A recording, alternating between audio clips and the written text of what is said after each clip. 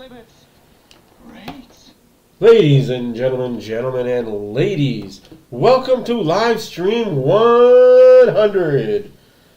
Yes, we have hit the Livestream 100. It's pretty big news, isn't it?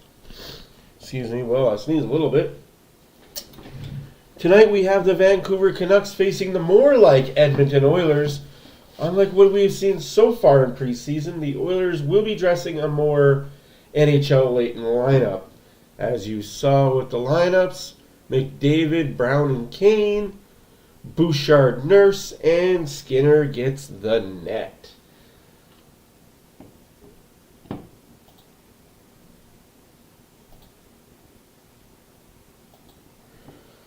Hopefully everybody has enjoyed their Wednesday. Didn't have too much to do on the middle of the week. Just waiting for everything to start. It's all quiet here.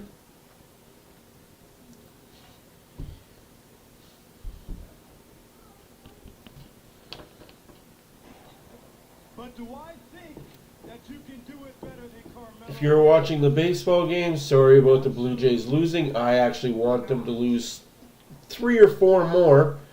That's just me. If you're watching the Toronto Buffalo game and you are a Toronto fan, should be excited about that as well.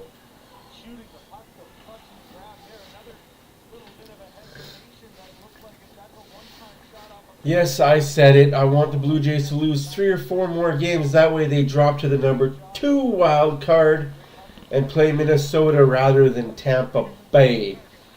Both teams will be hard, but I think with Minnesota's injuries, they might be an easier out than a very, very good Tampa Bay lineup. But we will see.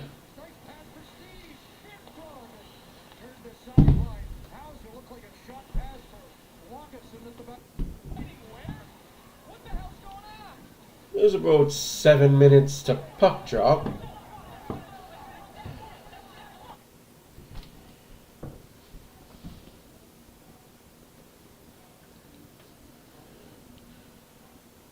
Yes, look at that shirt.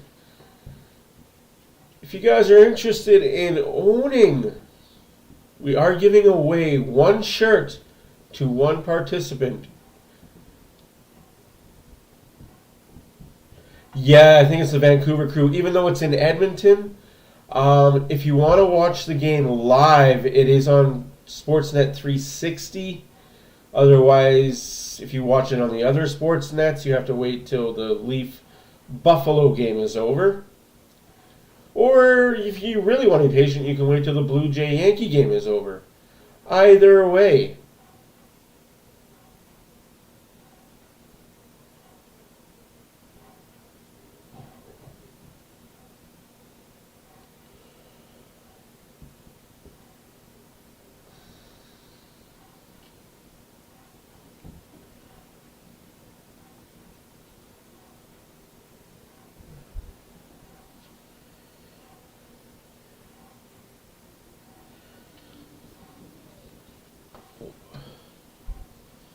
Yes, there is a giveaway going on till the end of this stream. Please head over to our Facebook page for more details.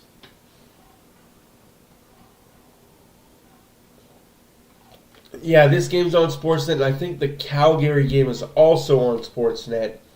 But after that, you're going back to Oilers Plus and the shorty business that they have.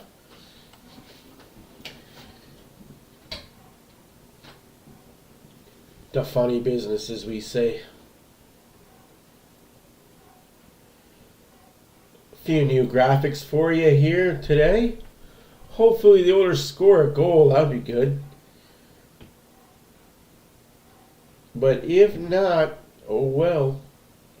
Good riddance to bad rubbish, as they say.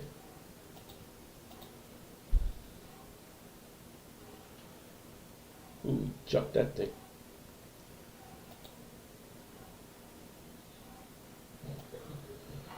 Oh shoot, I did not set that up.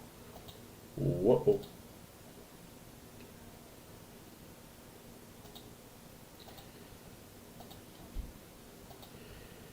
Cover your ears, ladies and gentlemen. Cover your ears. Yep, Canucks hockey. Whew. Gotta love that we are in Alberta and in Edmonton and we don't get the hockey game for the Oilers. That's insane. Alright, that's set up. Cool.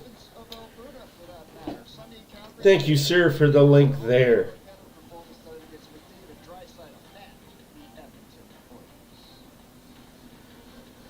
Hello and welcome to Rogers Place for preseason game number 2 for the Vancouver Canucks. And yes, 2-minute countdown, as that thing says in the background. That means Elias Pettersson making his preseason debut. Coming off a career season for the Canucks at high goals, 39 assists, 63 points. I don't know what the lineup looks like for Vancouver. I do know, like I said, it's going to be a pretty NHL latent lineup for the Oilers. It's good to see them get these guys going. Like there's that sharp edge to the knife, right? Between rest and rust. Hey Gina, welcome. Sally, welcome. Let's go Oilers indeed. Let's go Oilers indeed. Let's hope they get a few goals tonight. 1 goal, maybe 2 goals. Who do you guys think is going to get the first goal of the game for the Oilers? Comment in the chats below. Who gets the first Oilers goal? Almost 900 days between playing competitive games just to see him on the ice. He's got to be winning. He was pretty good in Edmonton's first preseason game. 5 shots on goal. Yeah. Ooh, Suter's in the lineup tonight. There you go, Sutter. I always call him Suter, but Sutter it is. John Shorthouse and Dave Tomlinson, fellas. Murph, thanks.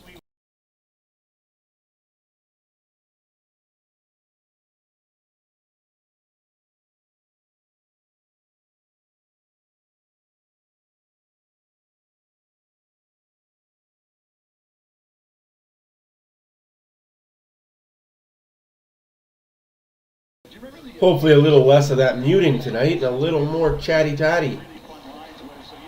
Hopefully I don't sound like Tweety Bird inside of Sylvester's mouth today.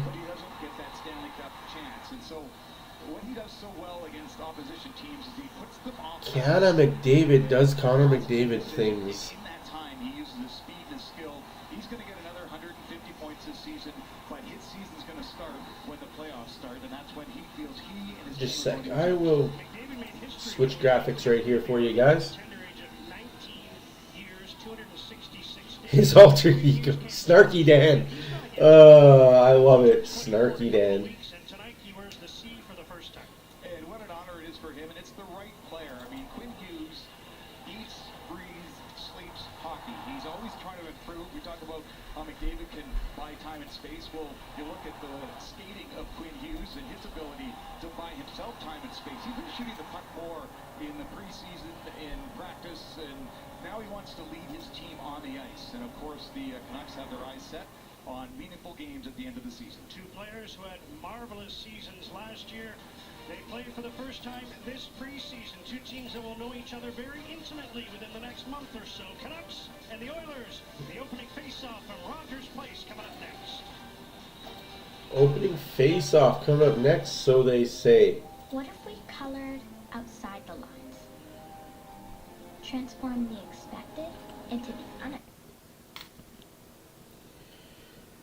So I say Evander Kane is going to get the first Oilers goal. Obviously, I'm biased.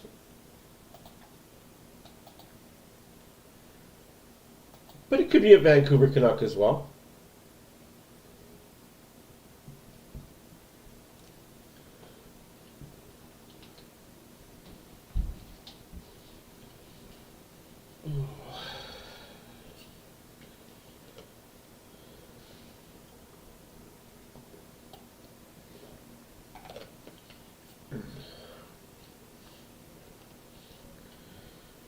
Sneaky, sneaky.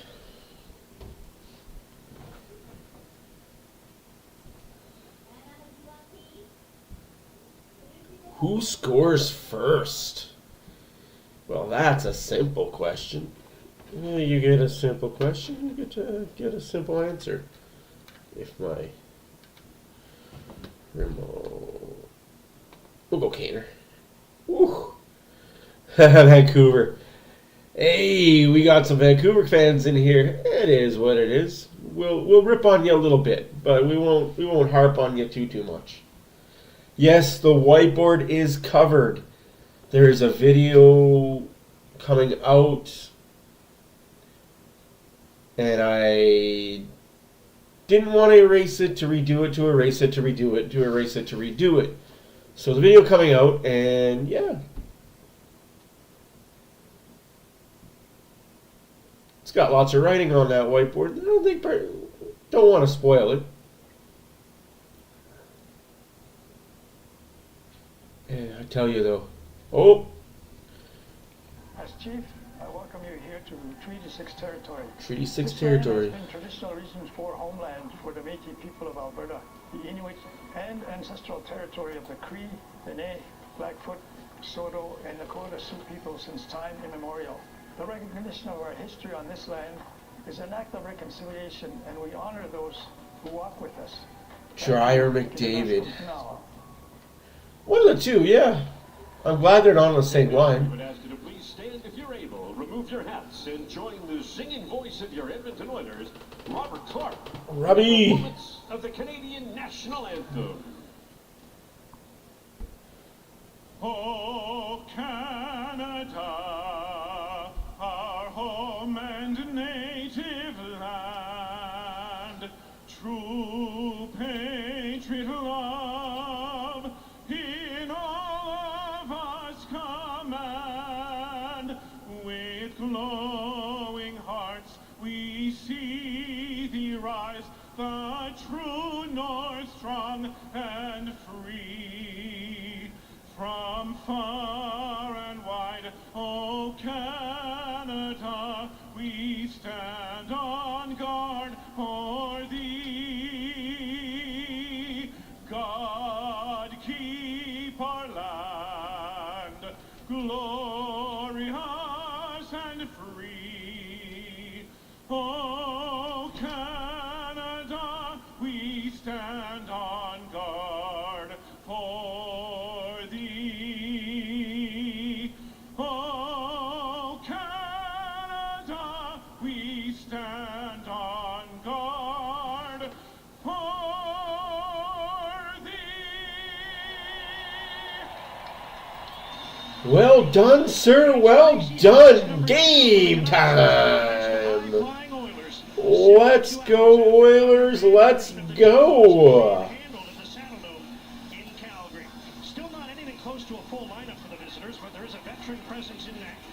Casey Day-Smith. He's veteran, all right. Good old veteran goaltender. He might be the reason why Vancouver has a chance tonight. It might not be 10-0. Oh, there's the Skins. Ultimately wound up winning 50 games. Skinner assuming the starting role from Jack Campbell down the stretch and into the playoffs for his hometown Oilers. Andrei Kuzmenko's first taste of the preseason after his summer training in Bali, hoping to... Yes, please, don't forget to hit that like button, subscribe, and comment as often as you want to on as many videos as you want to. All of it helps the algorithm. Oilers win the face-off and dump it into the Vancouver zone. Brown to McDavid. McDavid. Oh, he's already looking in preseason exhibition. Whoa, just wide. Whew. Bouchard down low to Kane. Kane. Oh, couldn't get that shot through. If only.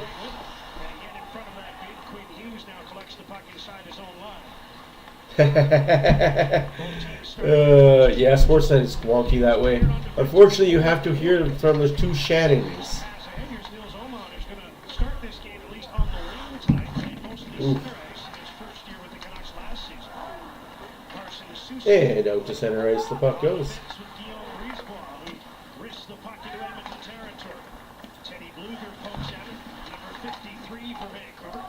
John Saddle now has the puck behind the Oilers net. Gives it to Hyman. Hyman softly carries it to center and a little dump and chase.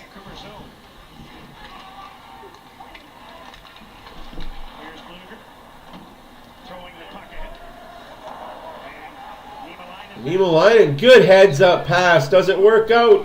Hyman can't settle the bouncing puck down. solid hit there. No harm for the Canucks. Archie Baines plays the puck into Edmonton's territory. Ratu overskated it. Now he's after the puck again, but the Oilers Fogel up and flip it down to the back. dumps it down the bench. So Fogel, Sutter, and Janmark. That could be a pretty good third line. Ernie Pettersson and Ryan. That's offsides. Rick Tocchet. Gleason and Desharnais, Niemelainen and Kemp. Connor McDavid and the Oilers. Not too sure about the defensive pairings, but hey, you can't play every NHL player. Lost with his team to the Edmonton They got 8 games to play, guys. And face-off won by Vancouver. Fogel says, I got this, don't worry about me. Puts it in front. Oh, looked dangerous. Shot and saved by Day Smith. Nurse and Bouchard. That's going to be an interesting pairing to watch all year long, is the Bouchard Nurse. Brandon Sutter loses the puck at center.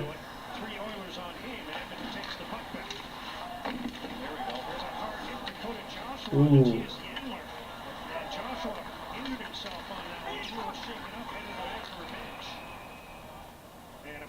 That's a penalty too?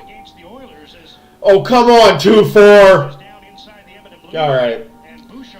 We're going to have one of them games.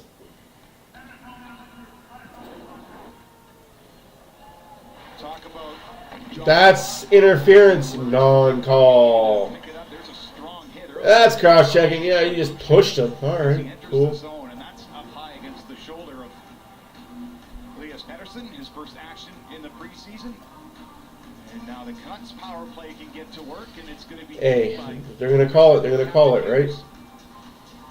First power play of the game, 2:23 in. Canucks went 0 for 5 in their preseason opener. Calgary, but a lot of the usual suspects from the power play were not on the lineup, and there's plenty missing. In this one as well, no JT Miller, no Brock Besser. Puck sent down in the Vancouver zone, and Quinn Hughes will start from behind his own net.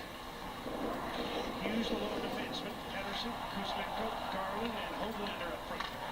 As the puck is fired across, Garland missed it as he tried to take it off the boards, and it's played back out to neutral ice. So it's that first pass once you get into the zone. It's got to be solid and That's a rough way to start, though, boys. Rough way to start. Well, it hasn't fully gone away, but yeah, I sound better. A lot of Dayquil, a lot of NyQuil, a lot of not sleeping.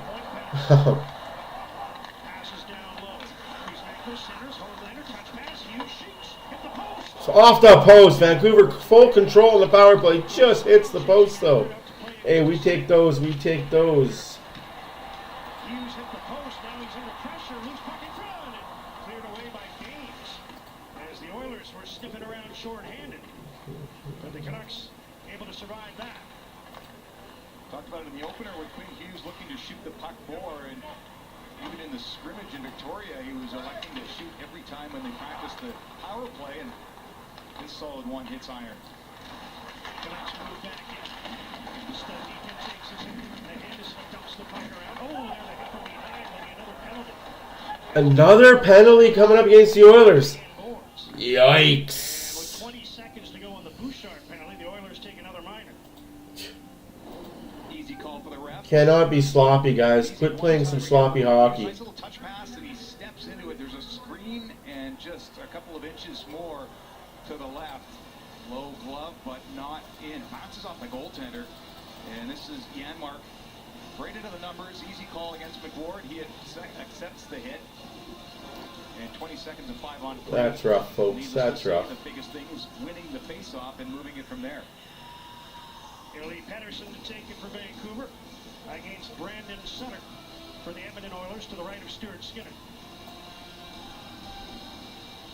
Two-man advantage for 20 seconds. Sorry, Shorty. Here's where Sutter wants to earn his keep and try and get a spot on this roster, being a strong penalty killer in a situation like this. He'll take it against Garland now after Pettersson was waved out. And he wins it cleanly for the Oilers. All right. 5-on-3 for Vancouver for a long time. 14 seconds. Just about do it for the Bouchard penalty.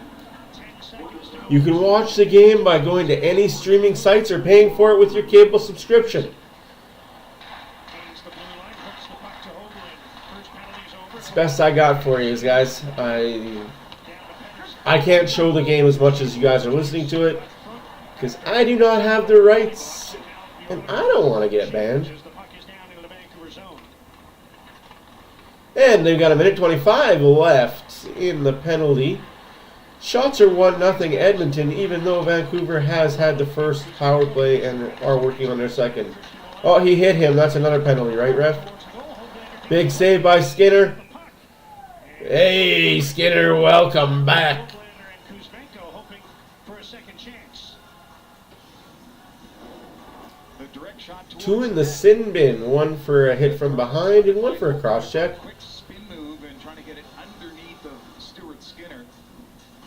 The reason Garland had so much time to shoot is that Wolanin was able to fake the shot and move it off to his right. Ooh. That hurts my legs every time I see a goalie doing splits like that. The blue line, shot just wide. Sheldon Dries gets the loose puck, big forward, back to Wolanin, who is the American League Defenseman of the Year last year, playing for Abbotsford. He's got the puck in the right point, quickly. Vancouver's definitely passing the puck well. Break wide, Oh, and everything's to the outside though. If it's to the outside, that's... here's Jack Stanek in the high slot. Wrist shot, missed the net. That looked a little off, but... Looks on these consecutive power plays. Best chance was Hughes hitting the goalpost, and it's still scoreless. There's 35 seconds. 35 seconds left to go in the second Vancouver power play. 5-on-3 is what the Oilers have killed so far. Drives back in, two teammates with it. Pass too hot to handle for Stanek. Bouchard, play smart, play smart. Oh, that's not smart. Sutter gets it up and down the ice. It goes 16 seconds left to go in the super clean penalty kill. With under 10 seconds to go in the match. Shots are 1-1 apiece. And that's it. Dakota Joshua. Susie down, Polak. Joshua behind the net, centering pass, picked off. 13:52 left to go in the first period. Canucks 0 for 2 on the power play. The game scoreless and credited with just one official shot on goal. Each team one shot in the game thus far. One shot was Hoaglander trying to spin and get it past the goal. He rattled around for a little bit, but missed shots from grade A sports. Nurse by Vancouver. up to Hyman. Hyman streaking down to the wing. Good battle there. That was a little bit of a push from behind with the stick in the back. No? And it comes free. Cleared to the line. Kane loses the puck a little bit. McDavid buzzing. There we go. And he'll sneak the puck in before gaining center and dumping it into the Oilers zone. Trying him as a left winger in this game. Only Oman a centerman. See how he fits in. Kane leaves it for McDavid. McDavid. Shots! Ooh, that's his beauty shot. I think goalies know that now. He's going to find something different, just like Zegers has to find something better than the Michigan. Goalies and players now know every time you're trying to go behind the net, you're going to do the Michie. And covering the puck is Stuart Skinner for a whistle and a face-off. When we come back, no score. Canucks and the Oilers in Edmonton. Sutter's going to score first. That would be something to see, Sutter getting a goal in an Oilers uniform. Contract I want you to peruse. Yeah, sure. Wait. So I can't sign autographs? It's a Cheetos fingertip sponsorship, so no more handshakes, no handstands, and no more thumb wars. Too. Why not thumb wars? No finger food, finger puppets, finger painting. Basketball. Oh no. And don't even think about knitting. How do they know about the knitting? Dude, everybody knows about the knitting. Yeah. Sign here. That's sad. Boy. Yeah, unfortunately, NHL 66 doesn't work anymore. Thank you, ESPN, for ruining that for everybody. But unless you live in the States or you have a really good VPN that says you live in the States, NHL 66 does not work for you.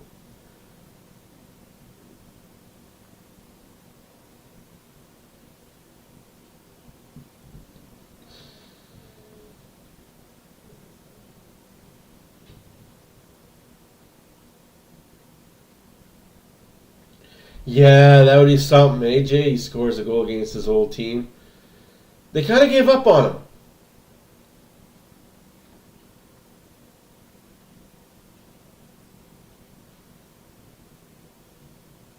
Yeah, VPN related and ESPN being ESPN. This was his head coach yesterday when he was asked about Joshua in the first preseason game. Because there's no national coverage, it's all local. To try to win a job.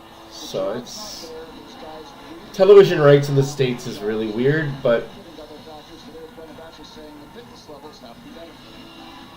Well, want to get noticed, get attention. I don't think he came away from that head feeling too comfortable. Looked like he might have wrenched his back or something. Yeah, and it was Janmark that he hit, and then Janmark takes it out on Cole McWard for Yeah, Mark that he hit a little late, but... Here's Kuzmenko, passes back to the blue line. Hughes moves in the middle. Block! Shot! Oh, Hoaglander there for the loose puck. Trying to get back to Hughes, but that was read well. Hyman. Little dump and chase. Hyman sends the puck into the Vancouver zone. McWard leads for Hughes. Ahead for Hoaglander. It's on No defenseman there. nearing the 8-minute mark. And back down the puck it goes. 12-11 left to go in the first period. Shots are 2-1 Edmonton. Power plays are 0 for 2 Vancouver, 0 for 0 for the Oilers. But it's early. Sutter gets it out, finally gets it up there. Moving in on the line, who stayed right with him. Puck center, Tyler Myers intercepts. And the veteran defenseman, nice pass ahead. Connor Garley on the right wing looking for help. Centers. And Haynes couldn't catch up to that pass. As he was What a play there. the Edmonton defenseman. Is that Nemo Linen playing his butt off? I like to see that. Around out of the reach of Garland. And Janmark gets the loose puck for Edmonton. That's right, Janmark went to 13. I'm like, who's 13? Janmark is 13 this year, folks. He has switched his number. Mission is to If you didn't know, now you know. Now he's after the puck in the Oilers zone. And that's covered by Skinner before Dakota Joshua can catch up. Joshua's job is to separate players from the puck. Here's Baines' chance earlier, couldn't catch up. Yeah, teams lost their TV contract deals. You can thank Bally Sports for that, but Has got the message. Well, they both had ones where they couldn't catch up, and that one Joshua, Skinner covering on him. Now he's after it first, the far side. is that what Jack said? He was halved? That's cool. Max Sass, I didn't even know. I was like, who's 13? Joshua. Till they said who 13 was. I'm like, all right. The puck over the Oiler blue line. It's McDavid taking a couple of shots at Joshua. That's how you get attention from the other team. Well, he ran a play early. What do you expect? Match on a change. McDavid, nice move in the blue line, puts the puck in front, quick shot. Just Oh, Kane! that was Kane. Brown! Puck still loose! In the crease. Whistle. And McDavid, that quick little move in the blue line, but earlier he was involved with Dakota Joshua. Well, the Oilers taking notice that Joshua came to hit and play. And here's McDavid. An extra shot. Joshua does a smart thing, just continue to play. The puck was up in the air, so he was more concentrating on that. And McDavid, a couple of words for the refereeing crew. He's not even talking about anything with the refereeing crew. He's just telling them what side the face-off he wants. Brace, Kyle Murchison. Jesus. Of course, Vancouver TV is going to pick up on that. One-time Canuck, Lane Peterson waved out of this face-off for the Oilers. Had quite a run with Abbotsford last year, Peterson. So we have two former Canucks in the lineup tonight. Peterson and Sutter. I like it. Oh, hit him. Come on, 1-9, hit him. Use your body. Derek Ryan Pedersen. Gets the puck to Jack Studnicka's in on the left wing. Throws on the brakes. Now reverses course. Wrist one towards the goal. That goes wide. Luger gets the puck behind the net. Teddy Luger to the blue line. Vancouver controls the puck now. Makes a move to get around the line. Hughes, wrist shot. Save. Vancouver's just a very NHL potent lineup as well. I guess they didn't like being stomped 10-0 by Calgary.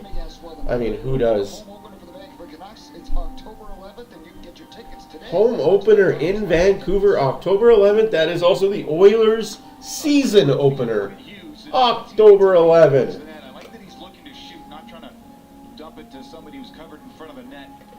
Just not high enough against Skinner, who's folding down. Hughes checked in the blue line. Now he's got penalties. He grabbed onto the stick of Zach. Yeah, I'd say that's a penalty. Oilers power play. As Quinn Hughes is going to go off for holding or holding the stick. And Edmonton, which had that vaunted power play last year, will go to work. My sons, I train you to become warriors, but you have never faced anything like this. Oh my, I'm gonna shit. Is Donnie bleeding? Six in the morning, police at my Ice Cube, John Cena, Seth Rogen, Jackie Chan, Bruce Bird, Post Malone, Maya Rudolph. Post Malone. I like your vibe. We like the vibe. They say it lives way out there, deep in the city. I heard it wanders the streets at night in search of food. I hear it can carry 2 kayaks right on its back. Whew.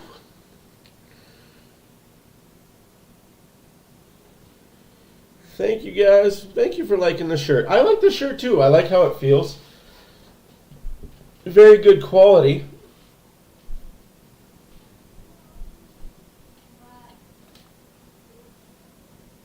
We appreciate the people that made these shirts for us. They have lots of other stuff. Like right now they got kind of a Halloween themed stuff going on their website, which is pretty cool. They got other shirts with pretty funny sayings and some offensive sayings. So if you're not one that likes to take a good joke or anything else, maybe not the site for you, but they do have a lot of really good quality stuff on their webpage. Yes, Pedersen is number 19. I say Pedersen. Is it Peterson? If I'm wrong, I'm wrong. I've been wrong before. I'll be wrong again. Gravity7apparel.com. That's where you can get all. Well, some of your apparel needs. Oh. Sneaky. Can't keep it in. Oilers on the power play. Looking good so far.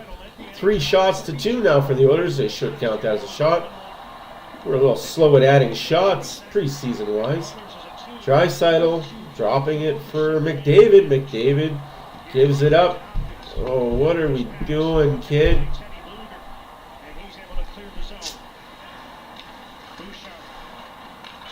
Oh, that was Hawkins. Can't call him a kid anymore.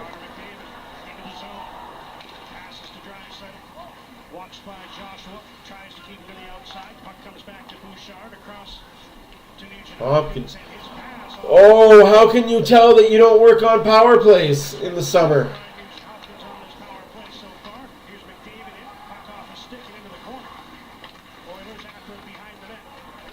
Boys. Just sloppy outside of the zone hockey. That's why you got to get these guys more in games, but I understand when you got 80 people at camp, you can't play these guys 8 times. You'll probably see them 1 more or 2 more times as preseason goes. Shoot! Do we need a pass counter? 33 seconds left in the power play. 8:28 left to go in the first period. Not a ting, not a ting. 20 seconds to go in the man advantage. Warren Fogle sends one around. Here's Ben Gleason. No, I say P. P-E-D. The reason why I don't think it's PED is because PED is P-E-D-D. Oh, Fogle. And just like that, power play over.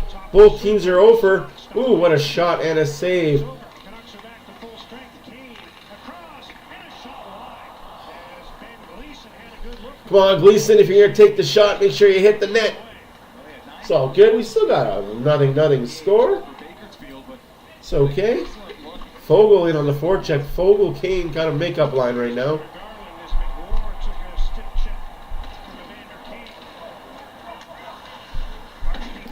I like the hitting. I'm going to be honest with you guys. I love that it's preseason and we're hitting like it's Game 7 of the playoffs. No days off. Ooh. Good thing for Brown coming up in the zone. Nurse shot just outside. Brown puck hunting. And there's another power play for your Oilers. Hard work pays off.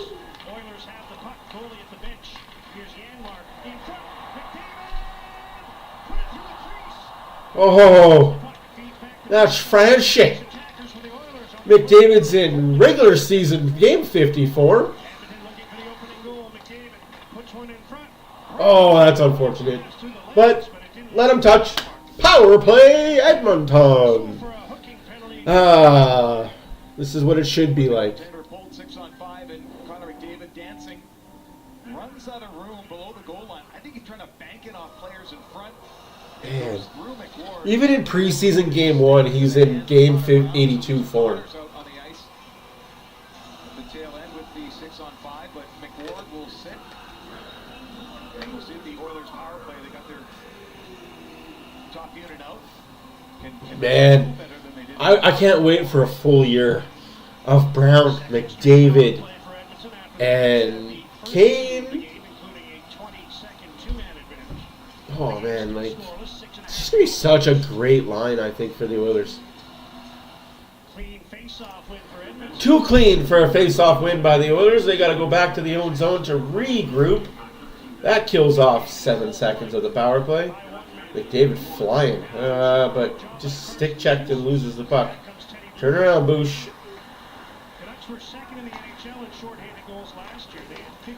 All right, Hyman's got the puck now. To Draisaitl. Draisaitl over to Hopkins.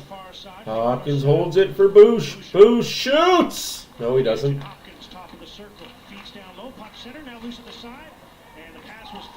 Why are we so passy again, guys? Oh, we got to work on the passing. Nice passes for sure, but we're not. You can't pass the puck in the net.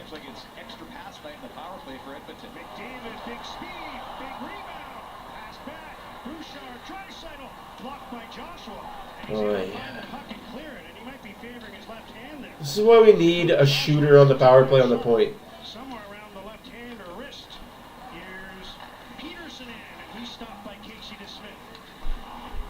Second unit power play out there, 45 seconds left. Nurse to Kane. Kane can't handle the puck cleanly. Gleason to Kane. Full goal! Saved by DeSmith and held on. Hey man, both teams are buzzing. Both teams are playing. Both teams are here to win. Shots are 7-2 for the Oilers. Joshua doing too much. He's going to end up getting hurt before the regular season starts. Dude, it's preseason. Chill out. But here's how you deal with McDavid. Nice long reach by Carson Soucy. I honestly think it was the right move to send him down.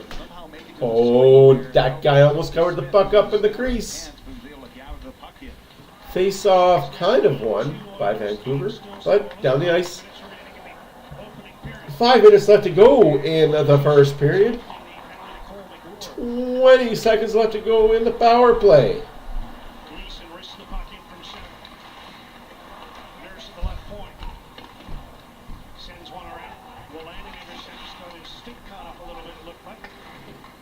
Kept in by Gleason. Nurse. She's so passy. Just so passy. Like, we need shots. The BP is over. Well, we got 4 minutes left to go in the first period. Shots are 9-2 for the Oilers. Score is still 0-0. Well, that was a bad pass, and that defenseman knew about it too. The look on his face. Kemp.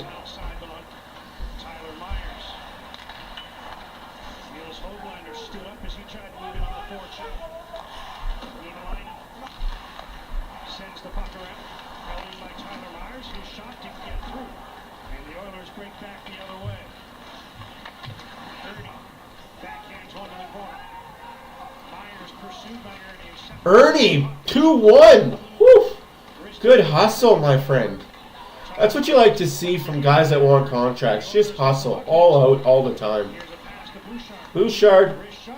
Rister almost squeaks through. 3.5 left to go in the first here. This is high intense hockey. I like this type of hockey.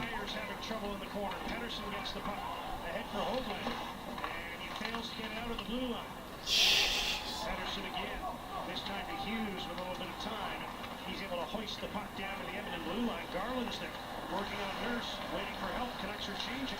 Garland taking to the ice, and the Oilers take the puck and dump it out.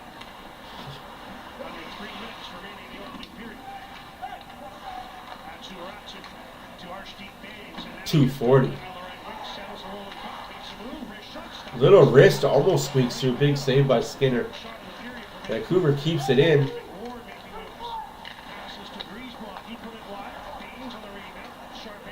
Desharnais skates it down the ice, center of the zone, gets the red line, and just dumps it in. 2:25 left to go in the first period. Hey, Ranton, how's it going tonight, my friend?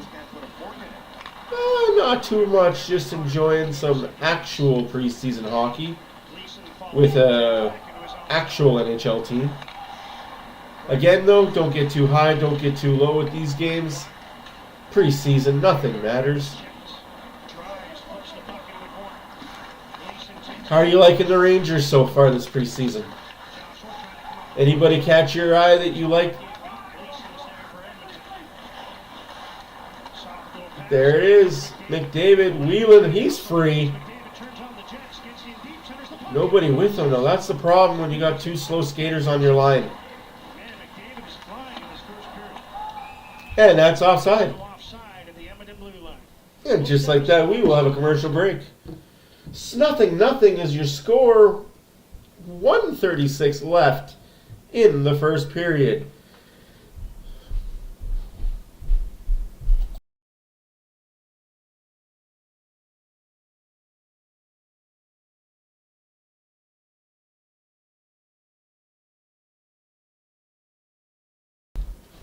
Thank you, Bradley.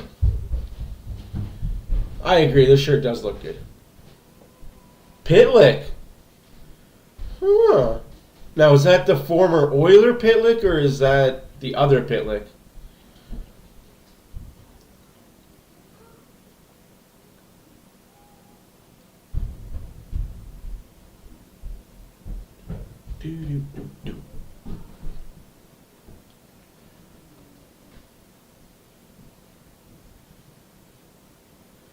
I'm going to assume by BW's reaction that was the former Oiler Pitlick. Yeah, no, I'm expecting some good things from the Rangers this year.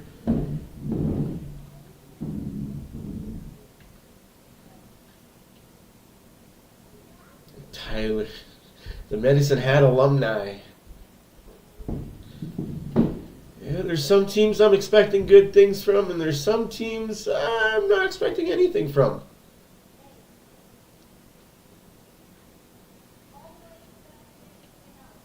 I think that Metro Division is going to be one of the tightest divisions in the NHL this year. I don't think there's going to be a lot of 100-point teams like there was last year. Just because I think the good teams kind of stayed stagnant, but the bad teams last year got better.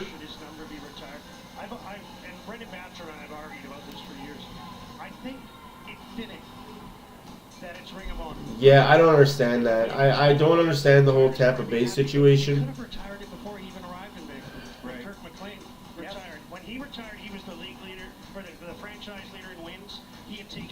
They could be first in the Atlantic, or they could be 5th in the Atlantic the way they are. Yeah, it's just... And it all depends on what's up with Vasilevsky. Is he healthy? Is he playing? Is he not playing? Is he dealing with mental, personal stuff? Like... all this stuff with the Russian war, like these Russian players got to be thinking about it, right? Like the Russian-Ukraine war, it's got to be weighing on them at some degree. Banks the puck ahead. And the Oilers take it at center. Plus, I can say to Batch that I was right. 1 minute left to go in the first period. 1 minute remaining. In the final minute, first period. No score, the Canucks and the Oilers. Both teams have had power plays, 2 of them. Both teams are 0 for 2s. Oilers did their usual power play, pass it around the perimeter. Oh, nothing there. Perimeter. Vancouver looked dangerous. Skinner and the Oilers looked good blocking shots. Took a spill. Bluger backhands the puck, can't get it out. Drives it, deft hands, knocked that one down. The aerial pass from Nurse. 23 seconds left to go in the first period. Bouchard shot saved by DeSmith, who hasn't even had a chance to change his mask, his pads, his catcher, his blocker. He's still a Pittsburgh Penguin. Their postseason goals. They'll be back tomorrow. Chris Bassett on the mound. Coverage begins at 3:30 Pacific, 6:30 Eastern on Sportsnet.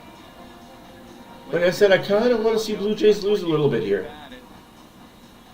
It forces tiny save. Oh, shoot more to the left, you got yourself a goal.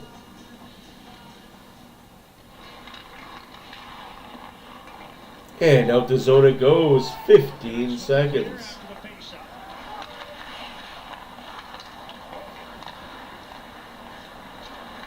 Sixes.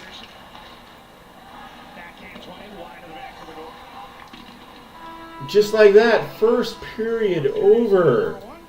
Your first period intermission is brought to you by our sponsor, G7A. Do you like supporting local? Do you like funny little sayings on your shirts? Are you into the holidays like Halloween, which is coming up? If you're looking for something a little more uncommon for holiday and inspirational wear, please check out G7A Gravity 7 Apparel. They make everything from school-friendly to a little more spicy, but still safe to wear. It's a small family-run company that gives back to the community. Gravity7apparel.com for all your apparel needs.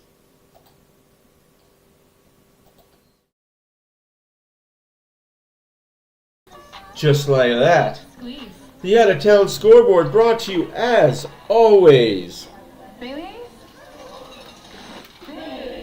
Let me be lazy here because that's how I'm feeling.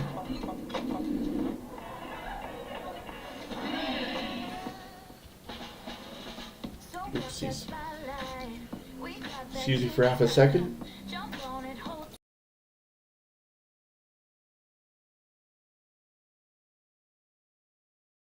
I want the Jays to play against Minnesota for selfish reasons. I think Minnesota doesn't have as good of a lineup as the Tampa Bay Rays do. And their starting pitcher's a little better than Tampa's. Tampa's got a better bullpen than Minnesota, but we all know that the starters pitch the majority of the games in postseason. Your out-of-town scoreboard, as I said, is brought to you by G7A, Gravity 7 Apparel. Maple Leafs 5, Sabres 2, make that a final.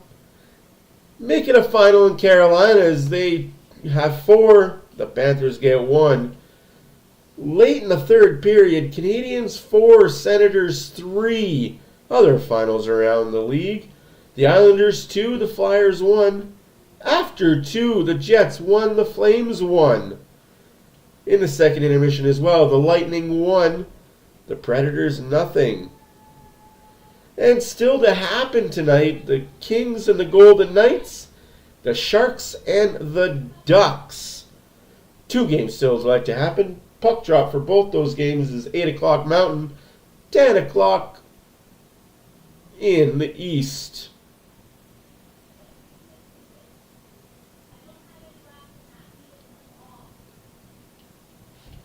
That is your out-of-town scoreboard.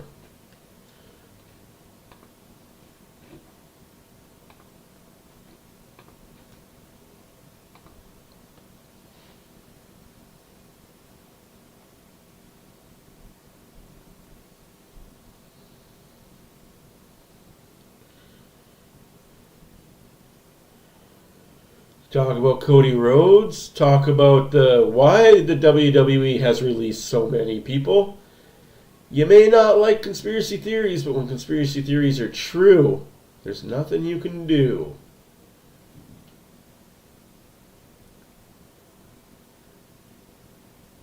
Thankfully, the writer's strike is over. Unfortunately, the actor's strike is not. If you pay attention to Hollywood at all,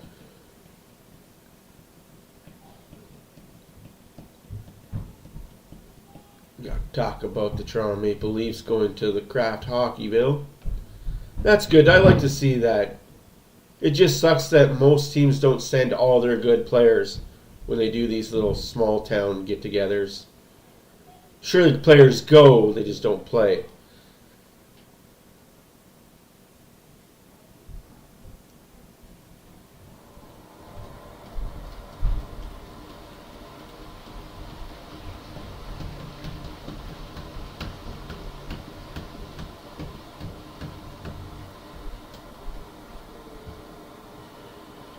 That is actually, I was just actually going to touch on that. That's kind of why the layoffs happened, is they have to find money to pay John Cena and The Rock to be even part-time wrestlers, unfortunately, the way... Because before, the way it was, they're still making money from their movies and stuff, but because of the actors' strike... Yeah, I don't know. It's Sportsnet. We care about the Maple Leafs.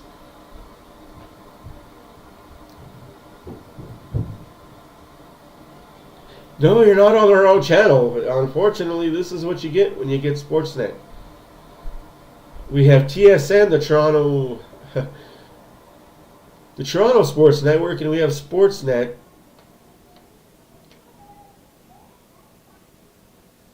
Which I don't know what you could do with the Leafs for that.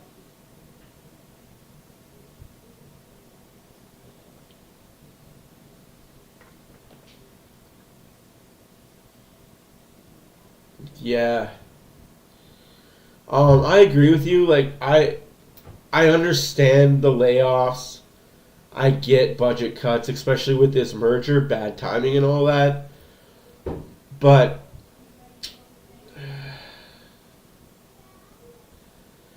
it's unfortunately the cost of doing business, right? And I know we're a year and a bit, almost 2 years removed from the vid. But man, I'm not going to lie to you guys. I have a company myself. Yes, I'm pulling back the curtain, guys. This isn't my full-time job. Okay, guys, I do have a full-time job. I work. Wait a minute. Somebody's coming down the stairs.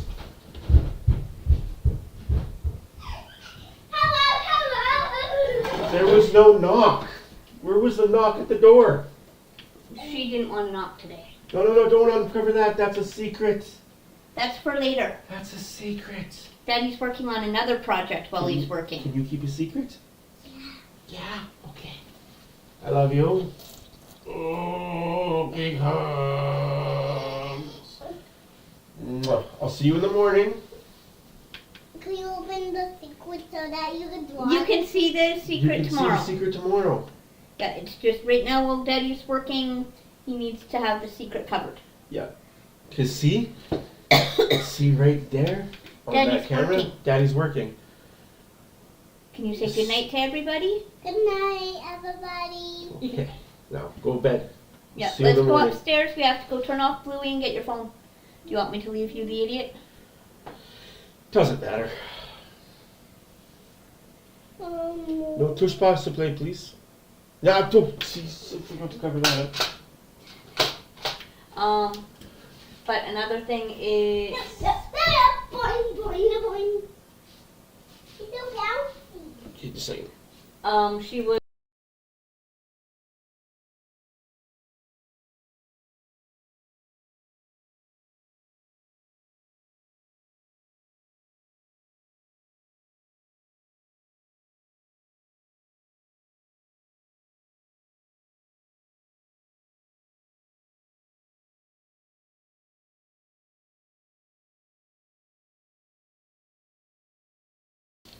Jai was going to be talking with...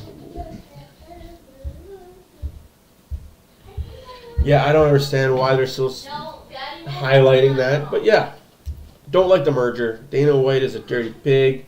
Okay, well, that's the one for the stairs. Yeah.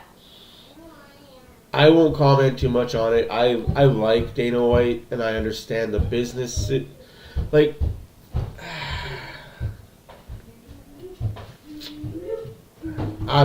I understand the business side of it.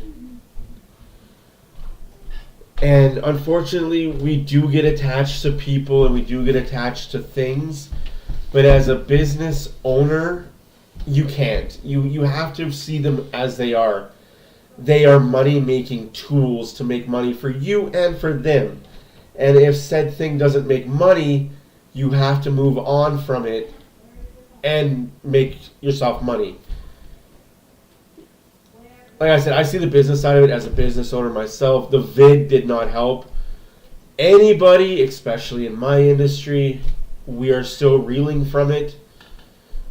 And with the recession we're in, we're feeling it even harder. So yeah. Hey, Agent Smith, how goes it, sir? Oh, and also, in case you guys didn't know, ET Canada has been cancelled. Never thought I'd say those words, ET Canada cancelled. But it is what it is, right? Oh, now he's talking to Louis DeBrusk. Dan Murphy always seems like his beard is half there and half gone. 8 minutes left in the intermission.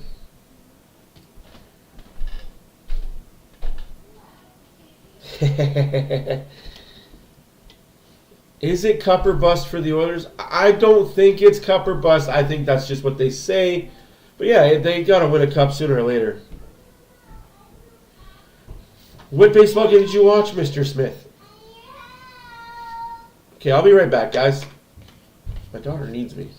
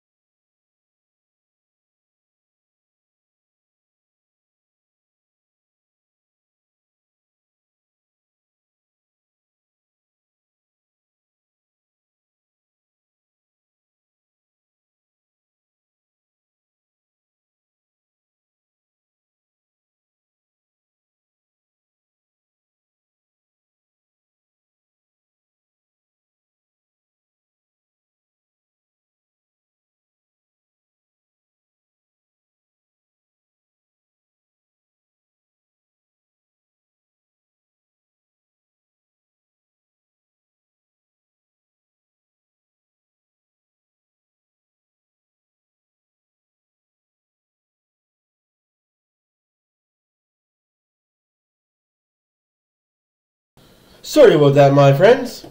How is everybody doing?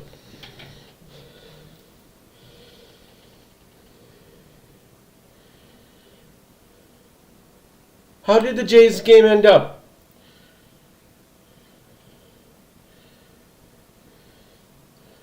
Did it end up in a good score? I don't have my phone on me anymore.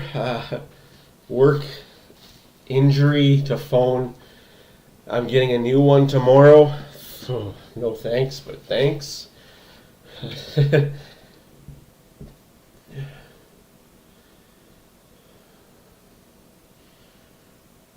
We played Chuck the Phone today at work.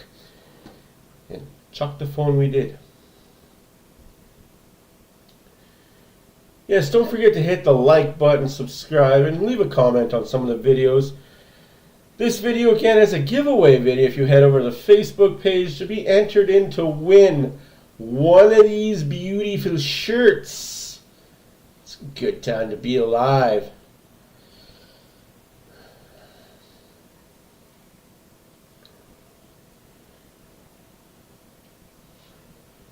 So far so good, I would think. What? Oh, it did it again.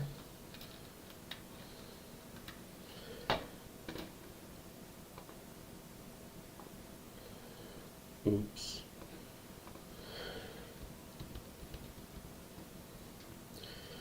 I don't know why I keep sending you the standings. Nobody cares about standings.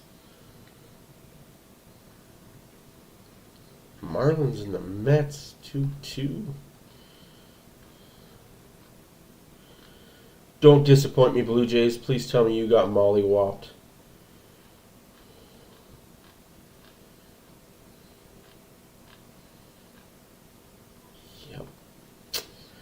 Yep. Mollywopped. Good to see. Hey, Jeannie Bakersfield, the farm team. Ouch. You know what? I'm glad the Jays are losing. I'll be 100% honest, because I don't like how the playoff seeding is set up in the MLB, where even if you don't have the second best record in the AL, you're still going to be the third place team. Unless they fix that, I don't know. But as of right now, Jays are going to be playing Tampa. I don't want that. I want them to play Minnesota. I think that would be easier route.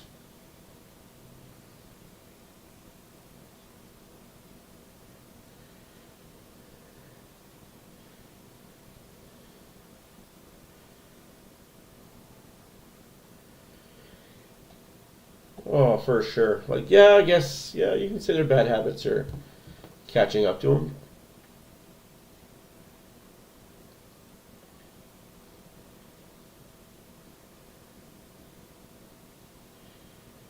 Jesus. Here we go, folks. Patterson line is out against the McDavid unit to begin period number 2. And we're underway in the second period. McDavid, loses the face-off to Pedersen. That was a bouncy puck off the draw. What do you guys think of all the new red line additions? Every team has a new red line mandated by the NHL to have a logo in the middle of their red lines. The Maple Leafs are boring. They just put a Canadian flag, kind of, is what it looks like to me. Kane using his pitching wedge instead of a hockey stick. He's still on the golf course trying to play out of the sand. If you watched or heard of any of that tournament, I know for a fact he was in the sand. Probably 9 out of the 18 holes they played, he was in the sand quite a bit. Nurse back down to Kane. Kane cycling with Brown. Unfortunately, Pedersen says, I've had enough of this. And away they go with line changes. That hit. Oh, that hit the net. Yeah, that's not icing. Who wins? Oilers win 3-1. Before the blue line, you know your shift just gets extended in your own end another 20 or 30 seconds. When does the AHL season start? I am wondering that myself. Get the puck out. Yep, I think he wanted that puck to get. Hey, Stephanie, how are you? I am good, getting over the flu. Luger comes out for this face-off. It's better today than it was 2 days ago. Still some coughing. Don't like it. Not a fan. Oh, look at the physical play there. McDavid. Late in his shift, just gives it to Kane. And he's going to peel off. Oh, that's kind of a foot-on-foot injury there. Derek Ryan falls over.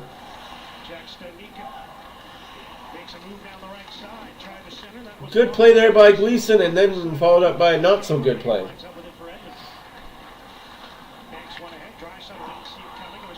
Hey, we appreciate you. Shot. No passes. Like, both teams are very passy right now, and I'm not a fan. Shots. Shots on net. Score goals. Hawkins up to Draisaitl. Draisaitl looking for Hyman. Hyman skates all the way down to the ice. Desharnais to Gleason. Gleason looking for Hyman. Looking for Draisaitl. I like it. Physical play. Ooh. Gleason stepping up at the red.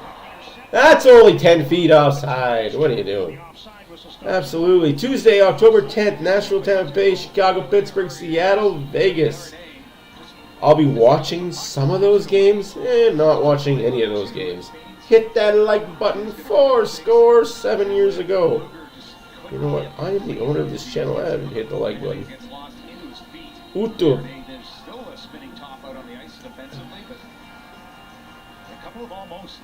Almost and no cigars. Couple of almost and no cigars, eh?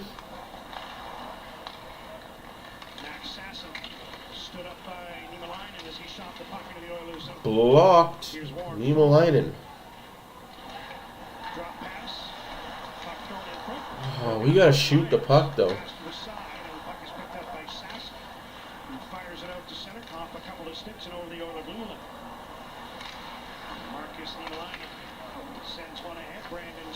Hey, we got some people watching here. Thank you to the 8 people that are watching and the 6 people that have liked.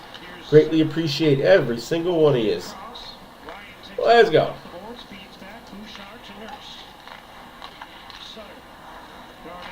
Nurse shot save in the corner. Yes, Vancouver has a veteran NHL goalie in net tonight. The Oilers have a sophomore NHL goalie in net. Skinner. If you guys want milestones and me to keep you up on the milestone watch, I've got milestones coming out my bum. I know everything and anything. Games that need to be reached, goals, assists, points, goalie wins. Who can achieve them and who cannot. What a pass! Break up. Who was that? Was that 2-1 Ernie? No, that was Nurse. Nurse we like to see. Oh, boys. There's a lot of 2s on this team now. And Bouchard and Nurse breaking up stuff. Oh, Bouchard losing it.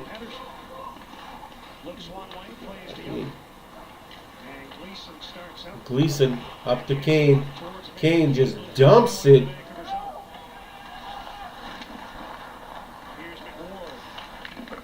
Big physical play there by 9-1. Yes, Stephanie. Big news coming. Like, that's... Here comes McDavid on a mini break. Kane shot saved by Jay Smith. You be watching that Vegas game? That's cool. Thank you, Stephanie. That's pretty cool. Yeah. I can't say I won't watch the Vegas game because it'll be the late game of the night. Just because I watch a lot of hockey and I've got no life. I work, I eat, I sleep, I come home, I watch hockey. Yes, we are giving away one of these shirts.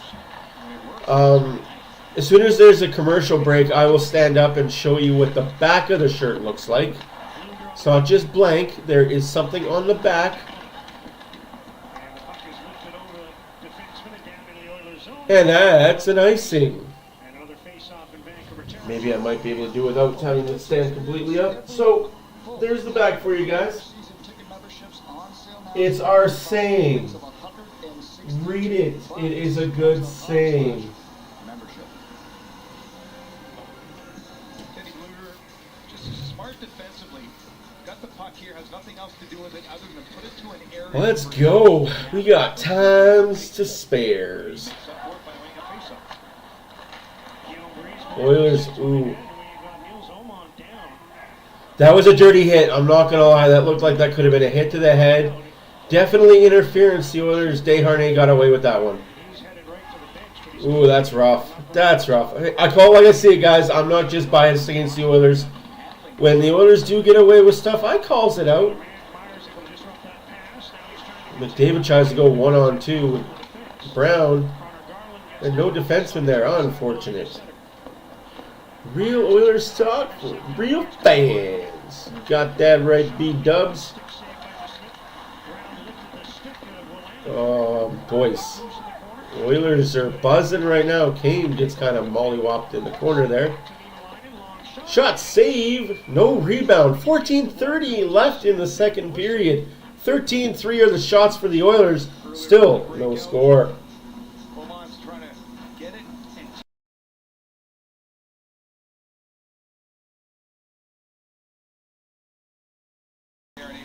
That's what we like to see by Desharnais. Let's not get goalied again, Oilers. Let's not get goalied again. Garland, Brown, McDavid, Roseanne reboot. Not bad. Vancouver's only has one hand. Face off. Win by the Oilers. Shoot! This passing stuff is worrisome at the worst of times and very troublesome at the best.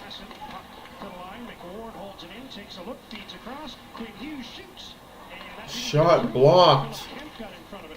Here's Hughes again. Skates back to the blue line. Two Oilers watching him as he backhands one into the corner for Max Sasson. There's an Oilers penalty coming up. And there's the whistle. Power play, Vancouver. A hooking call. And the Canucks will be on the power play when we come back. Third man advantage for Vancouver. There are two kinds of people. Those who add nuggets to their Wendy's meal, and those who wish they did. Get a 6-piece of crispy 100% all-white seasoned chicken nuggets for the fresh price of $3.49. Don't miss out. Honey. Honey. DayQuil Complete Honey. Effective cold and flu symptom relief with a honeylicious taste. Because like everyday people. DayQuil Honey. The daytime coughing, aching, stuffy head fever, honeylicious power through your day medicine. That's very unfortunate that we have a penalty, but hey, so that happens when you don't shoot the puck as defenseman. Like, how many games did we watched in this preseason where the defense just throw the puck on net and it goes in? I've probably watched 4 or 5 games this year that that's all it is, just throw the puck on net and good things happen to good people.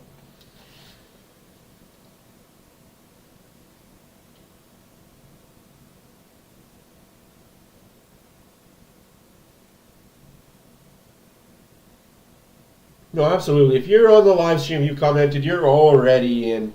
We're not going to make you go to the Facebook and then go to the YouTube and comment on both and do the shenanigan flip-floppy. No, one comment suffices.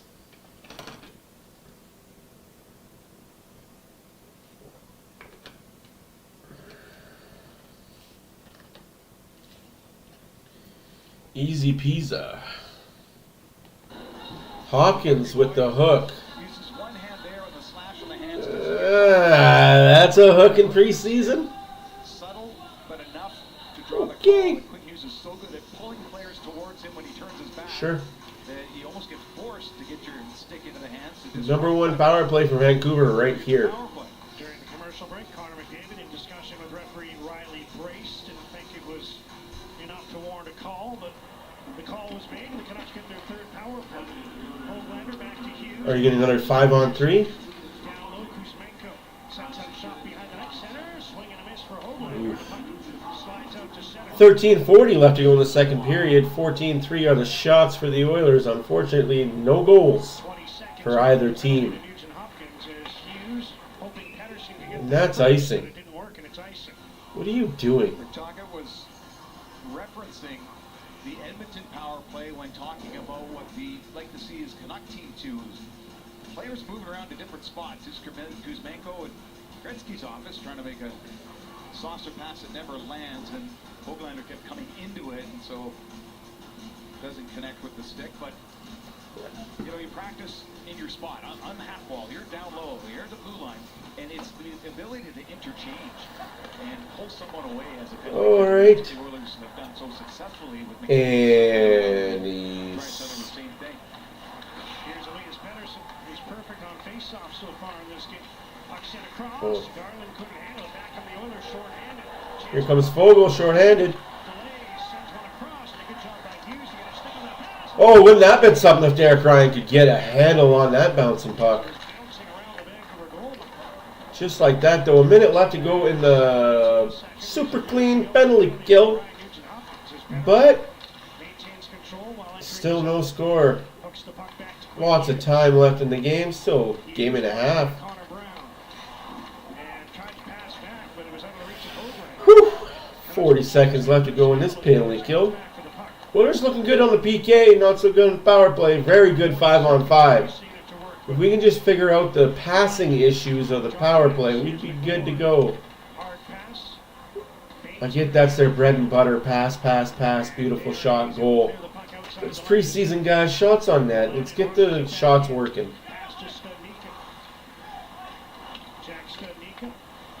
21 seconds left to go in the PK. 15 seconds to go on the power play. Fair catch rule called. 10 seconds left to go on the power play, and here we go back to 5-on-5. 1:57 left to go in the 11:57 left to go in the second period. Sorry, 1:57. Where's the period? Ooh, ouch. He closed the hand on the puck.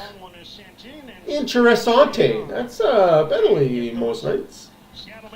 Facebook side's good, man. I can hear myself perfectly fine. I just had to hear that, and I muted myself. So one thing you don't want to hear is reverb of yourself talking to yourself. Be a little bit more direct at getting pucks into the feet of Stuart Skinner, but he's able to catch that one easily. 15-4. Oh, that's so unfortunate. And that's offside. Oh, that's intentional offside. Ooh, can't do that, my friend. Canucks practice at UBC after a day off from the Calgary game, and they were starting on one sheet. They had an issue with the ice. They moved to the... Why would you point down to Vancouver zone if you're having the face-off there? Linesman in preseason form as well. You can really hear the skaters on the ice, and what I'm getting at is Ratu's got a real strong stride. Shot from center, just a bit outside. It's just being lighter on his feet, so it's quicker, but he can certainly turn those legs. Ooh, Kemp laying the body on Joshua. You want to hit people? Let's hit people. You want to bang? Let's bang.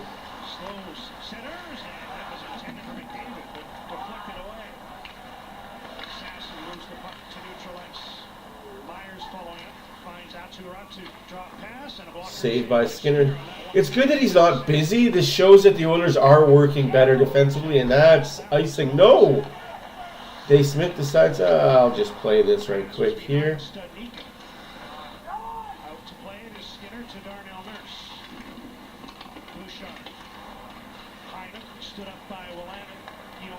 Stood up by Lehman and then held all the way down the boards, trying to get to the puck.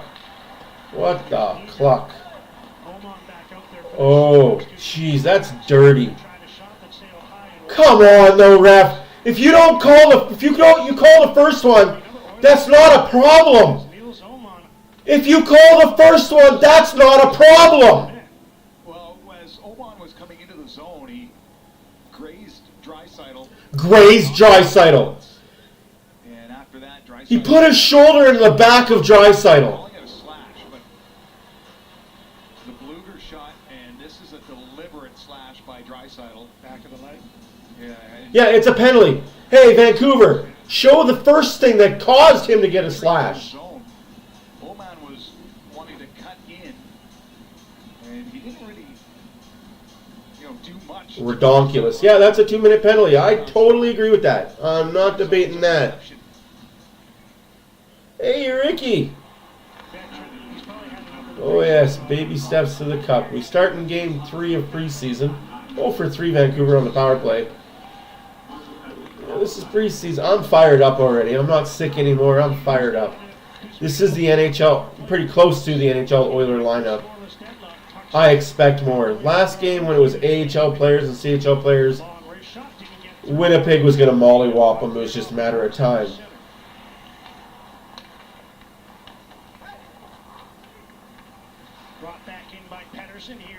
Oh, it was completely uncalled for, but you don't hit a guy in the back and expect no retaliation. Just stupid. And of course Vancouver scores. Of course they score.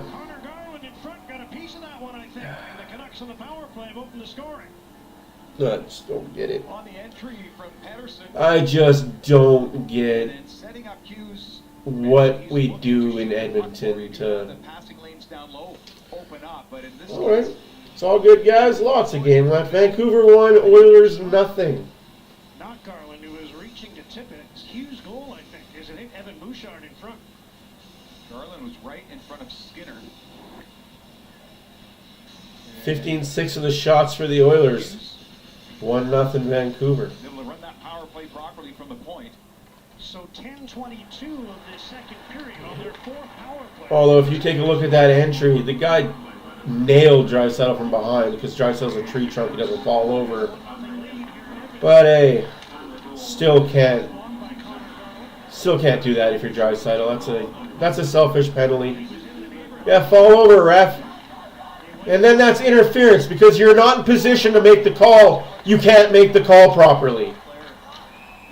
That's offside. Offside whistle stops play. Canucks on top. Hughes let it fly and found its way into the net. It's ridiculous that I get it's preseason, guys. I get these games don't matter, but fundamentals do. And reffing fundamentals need to matter. Like, did we get these guys straight from CHL? The CHL no-goods that couldn't play any level of hockey? So we're just, oh, well, you can skate fast. Here, be a ref in the NHL. Here's 6 months of training. For softness and resilience against signs of damage. If you know it's Pantene. Here's the rule book. I don't care if you know the rule book or not, but just here's the rule book. Just kind of skim through it. Memorize all you can. We'll make the calls up as we go. The rules change every day, every game.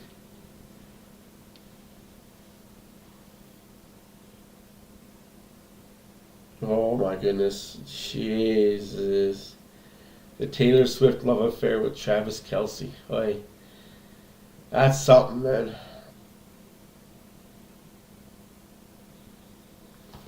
Feel bad for Travis. He has no idea what he's getting himself into.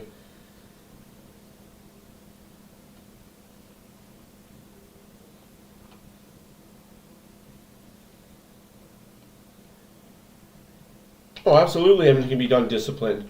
I'm not saying they're not. I'm just saying if you see the first one, the second one doesn't happen. If you call the hit from behind entering the zone, the slash doesn't happen. But Draisaitl needs to know better. He's lucky all he got was 2.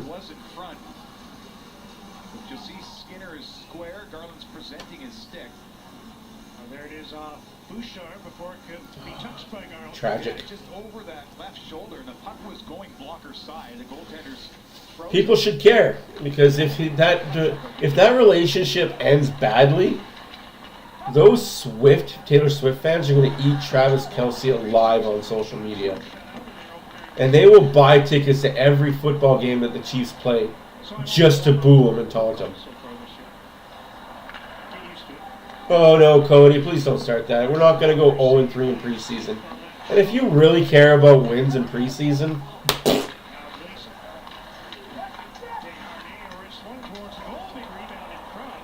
interesting.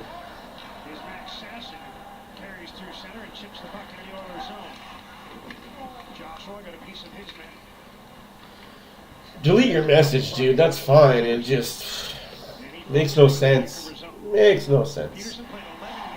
Be well, my friend. Glad you're here. Hopefully you had a good summer. Hopefully you were productive. Didn't work too hard. Partied a little harder. Shot blocked by Nima Leinen.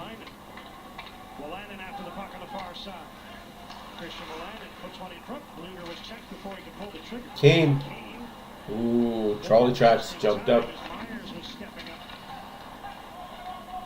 Oilers can't get nothing going right now. It's just stagnant. That's all right. Preseason, this is the big guys' first game. Got to get their legs under them. This is why I think they should have played game 1 against Winnipeg and Edmonton. But coach has a plan. Organization has a plan. We got to see 80 people. McDavid with a huge hit. Like to see that.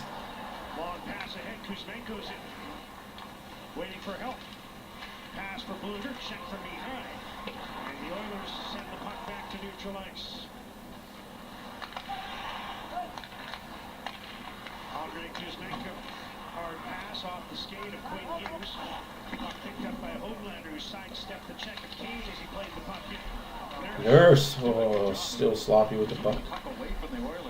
Can't fix those hands.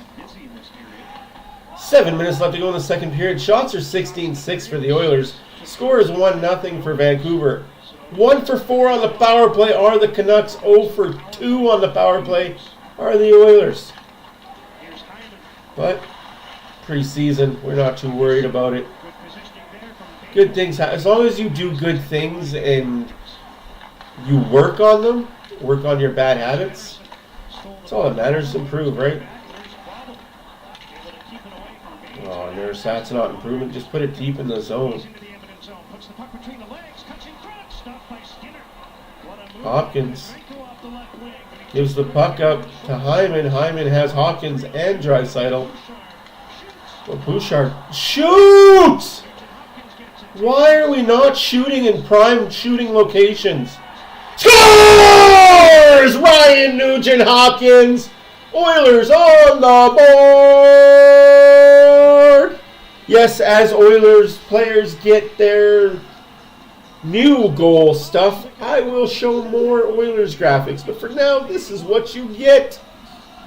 Well, after a wonderful individual move by Andre Kuzmenko around Bouchard, just can't finish this drag through the legs and up over Skinner. There you go, boys. You will get the player as Edmonton Oilers media team releases their player stuff on Twitter. I will definitely put more graphics up.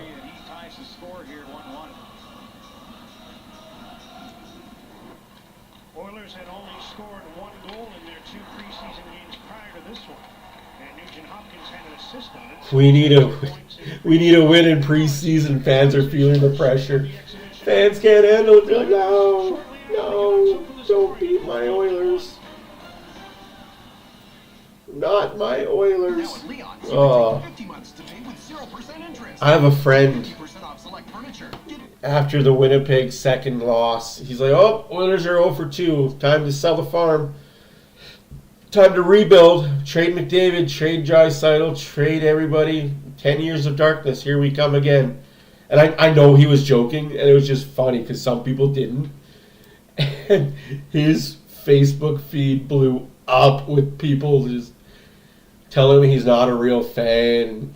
With a fan mentality like that, how do you ever get out of bed? And it's like, some people can't take a joke that, yes, he's joking. It's 0-2 in preseason. We don't care.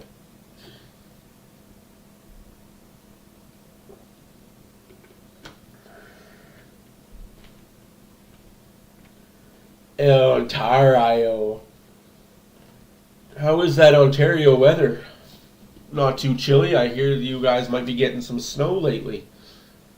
Snow soon, sorry. This movie just looks stupid. Dumb money. Like, it just looks like it's absolutely a 2023 movie.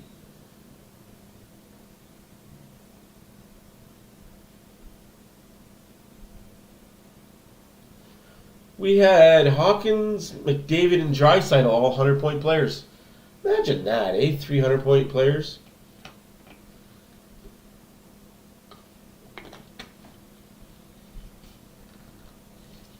He never stops, eh? It's always coaching, always talking.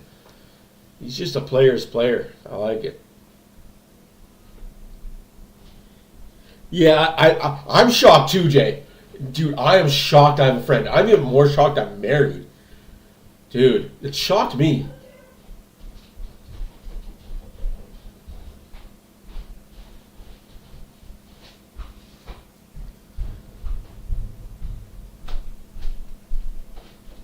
Speaking of my wife.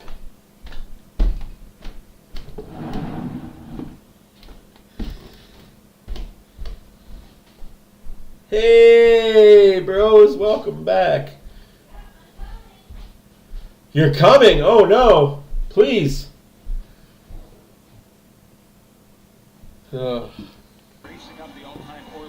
One second period. 5:50 left to go in it. Oilers on an even strength goal. Oh, shoot! Sutter rebound. There we go. See? Puck's on net, boys. Puck's on net. Hopkins with the goal at 13:54, assisted by Draisaitl. And that's it. I would have given Hyman another assist, but hey, that's just me. Hey, man, it's always glad to be around. And that's icing.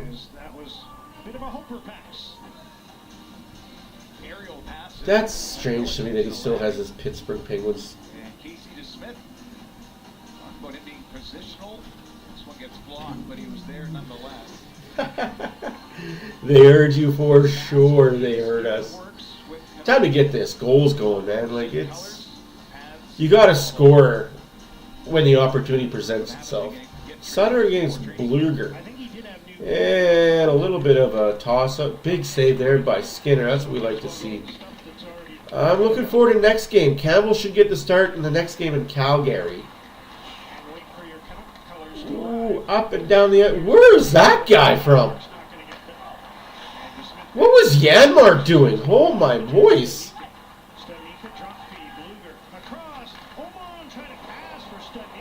What a play by Niemelainen. Don't put this guy on waivers. Have him as a top-line defenseman. Send Nurse to the minors. Oh, that's a joke, guys. We're also doing this without Ekholm playing any games at all, guys. You gotta remember that. Ekholm's not going to play very much.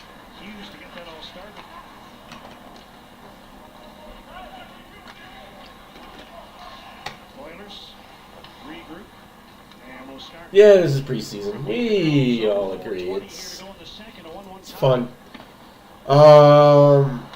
I disagree with that. I don't think the Penguins are reloaded at all. I think they made themselves worse. But that's just my humbling opinion.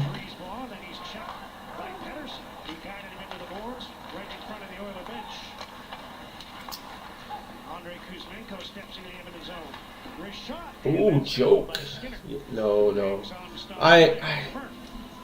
Again, not gonna spoil it, but I think unless Letang is honestly okay with playing defenseman and knowing that he's not gonna jump up. Unless Letang is better human being than Burns is and better defensive minded than Burns is, it'll work. But if he's not, we'll have a San Jose 2.0 with Carlson. Big face-off win there by Edmonton, but can't get the puck out. Sloppy toppy hockey.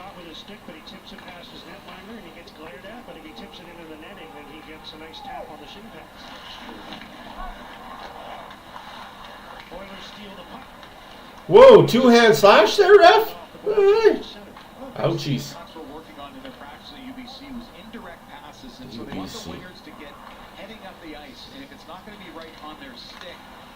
Absolutely, automatically. Good pass there by Hopkins. Preseason. Passes aren't crisp. 1 slashy, 2 slashy, 3 slashy. Door! And another icing against the Oilers. 2:58 left to go in the second period. Shots are 19-9 for the Oilers. Strong season last year, 50 wins, 100. 1-1 is the score. Goals for almost 4 goals per game. It was 3.91. What are you doing? Or 6. 3.96 for those at home. Go upstairs. Amazingly, given all the wins they had, they weren't very good beyond regulation. They were 5-9 in the 14 games that went past 60. Yeah, it seems to be those no-name goalies that goaling us. It's because the Oilers are scared to shoot. They're like, oh, we don't know this guy's tendencies. Who cares? Shoot the puck. Shoot the puck, good things happen. Draisaitl has the puck beside the net. Draisaitl takes it, passes back to Bouchard. Bouchard. Ooh, nice little fake pass. But now he's in trouble. Able to find a seam and backhand the puck ahead to Zach Hyman. He's taken out of the play by Quinn Hughes. And McWard fires ahead. Puck dropped off to Sasson, who's in with a shot attempt off his stick. That's that sounded like a hit netting, but There's a penalty coming up from Nurse as he just tackled Joshua behind the net. And it'll be a holding call against Darnell Nurse, putting the Canucks back on the power play. What? Joshua's been a lightning rod in this game. What? All right. Really, in the first, you had McDavid paying him. Power play, Vancouver. Joshua is just minding his own business, and Nurse decides. Joshua minding his own business. So that draws the power play. The Canucks. Why did Nurse's stick get chopped out of his hands? Joshua minding his own business. Oh, hey, what about that slash, ref? Back in the first period, it just went separate Oh. ways. This time, their separate ways is Joshua to the bench and Nurse to the penalty box. Both refs had their arms in Oh, Patrick Kane. If only he'd be okay with playing for $750,000. 1 year contract, $750,000, $4 or $5 million in bonuses. Sign the Connor Brown deal. That's what you got to do, guys. Get these high-level stars to sign Connor Brown deals for 1 year. Under $1 million on the salary, but like $6 or $7 million in bonuses. first power play in at time here as Hughes was just out for a shift. Here's Pettersson taking that one off the boards. Down low. Minute and 50 seconds left to go in the second period. Trying to pass for Kuzmenko. Minute 27 left in the power play. In the face-off circle. Doesn't shoot it. Looks across. Feeds across. Kuzmenko in front. Garland sits it high wide. 45 seconds. Everything's to the outside. Pettersson. Canucks looking good on this one. Elias Pettersson. Yeah. That one bounced on Höglander. He keeps after the puck. Oh, he fell over, ref. That should be a penalty. Canucks are working the puck around. I will give them all that credit in the world. Big save by Skinner. I can't take anything away from this Canucks power play. It's looking good. Looking good. Just not good enough. Possession, getting the Oilers tired by passes through the slot. Here's Pettersson. Block off of Connor Garland. Then Olanen, who led his team, the Abbotsford Canucks, in scoring. Oh, no. Fair thing to do for a defenseman to do at the AHL level, but Stuart Skinner gets in the way of that one. 55 points in 49 games for Olanen, and earning the Eddie Shore Award for top defenseman. Oh, it looked like he fell over. Got tripped a little bit. Oilers got away with a face-off interference. That's all right, though. 47 seconds left to go in the power play. Minute left to go in the second period. 1 minute remaining in the second period. Baines back to McWard. Wrist shot. Skinner the save off his stick into the corner. Archdeep Baines after the loose puck. Stanika tried to bank it back, but now it's the Oilers breaking out. Chance for a 2-on-1. Brown takes a look. He was skating in with Sutter, and the Canucks able to come back and break it up. Hughes brings the puck ahead. 15 seconds to go in the power play. 35 left in the period. Pass to Stanika. Takes the puck wide, drops it back to Archdeep Baines. Baines throws on the brakes. Now he's in a battle with the end. Power play killed. I don't understand what's high stick with the puck anymore. Game still tied at 1. 15 seconds to go in the second period. Hey, I'll take the tie. I'd much rather be tied than down. Oh, that's interference. All right. Poor Yanmark gets a shoulder to the head at the end of the period. Ladies and gentlemen and ladies, thank you for being here. My name is Matt for Winners After Dark. Please comment, subscribe. Hit that like button, hit that notification button to let you know when we go live and when we upload videos. It's okay, Scout, you can be busy. Just the fact that you're here is awesome. I will be right back. You guys enjoy the second intermission.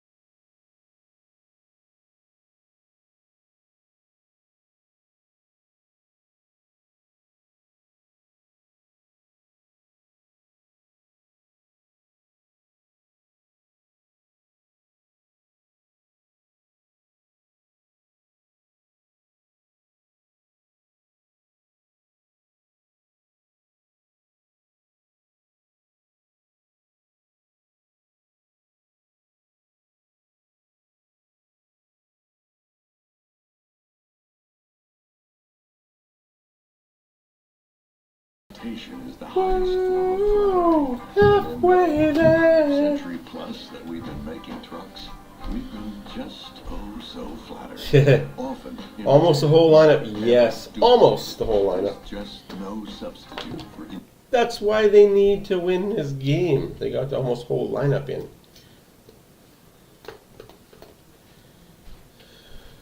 Oy.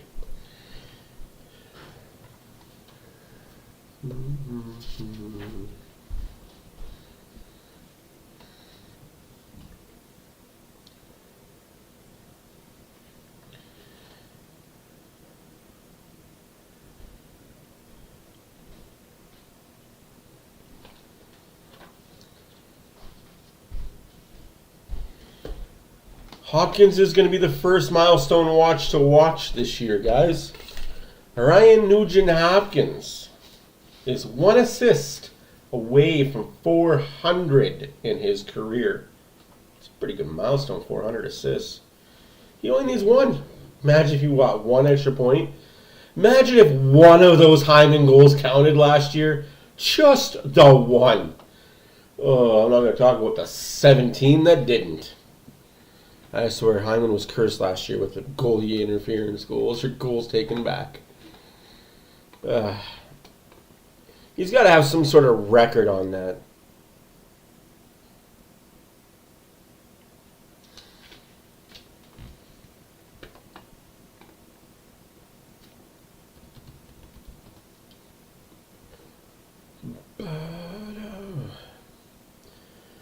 Continuing with the out-of-town update, because, hey, commercials are long, intermissions are longer.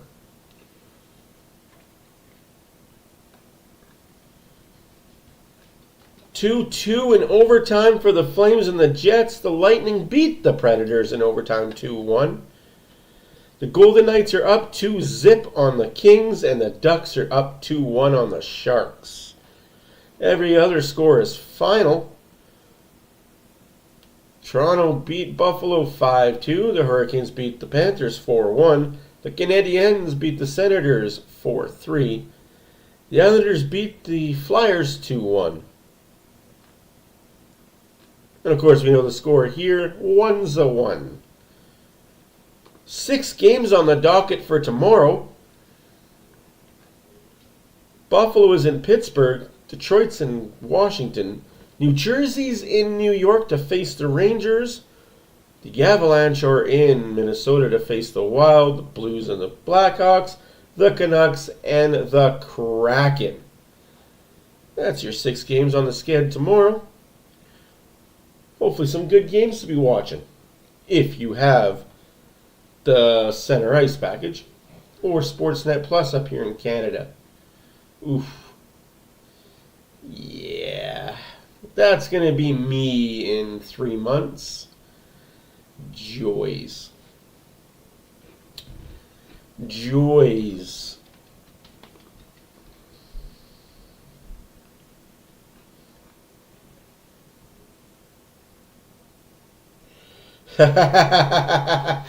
First documented father goal. Good pull on that.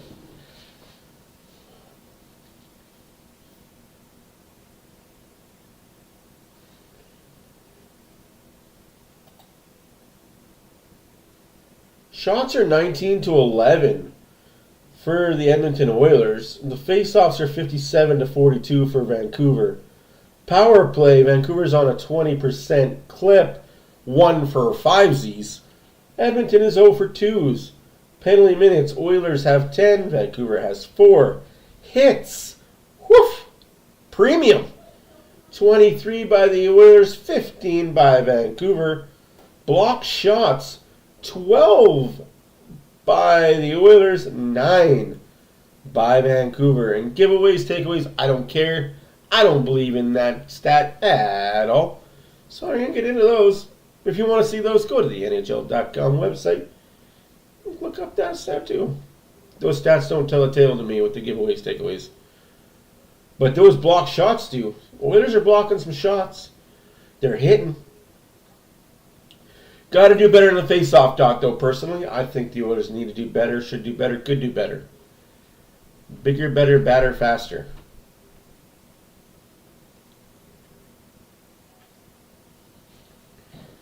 But all in all, this is a good preseason tilt. Lots of action, lots of high intensity, a lot of back and forth, a lot of commentary happening between the players, a lot of pushing and shoving. It's what you like to see from rivals in your division.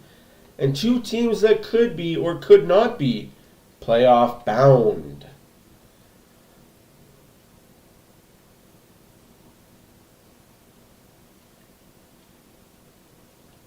I will ask this question though. Who do you guys think is the worst 4 teams in the league coming up this next season? Who do you think are going to be the 4 bottom feeders?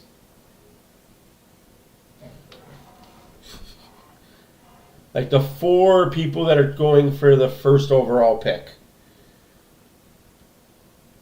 The 4 teams that just aren't going to be good. No matter how hard they try to be better, they just won't be better.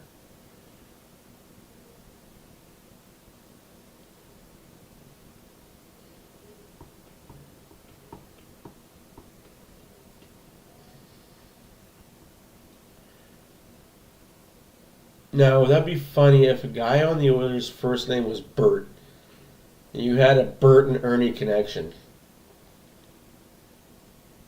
Well, you could be right there. I agree with you on those two.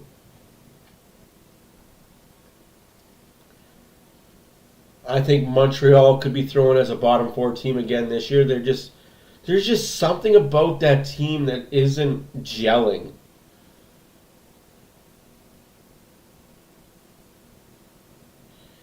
I'm putting Chicago in my bottom 4 as well. Not bottom 4, but definitely bottom 6. They won't be trying to get a draft pick, but I don't think they'll be competitive. They don't have the defense. They don't have the goaltending.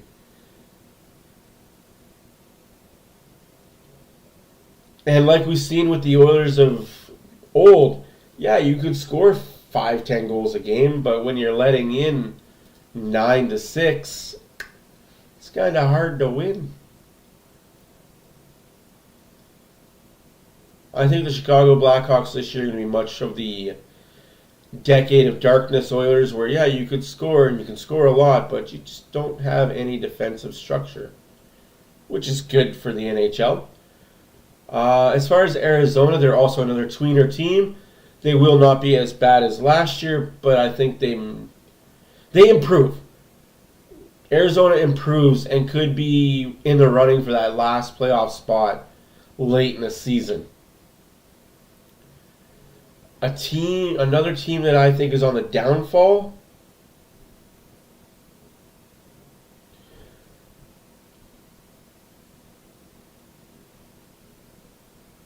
I don't like them as people. You're right, and that has nothing to do with why I don't like what Chicago does.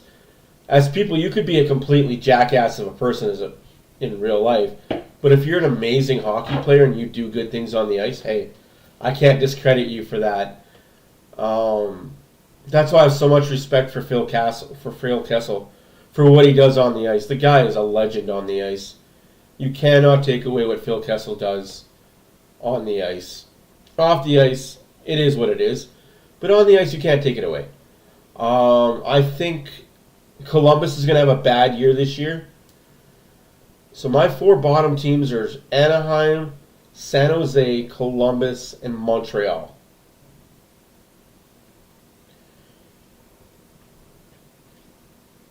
My tweener teams are Arizona.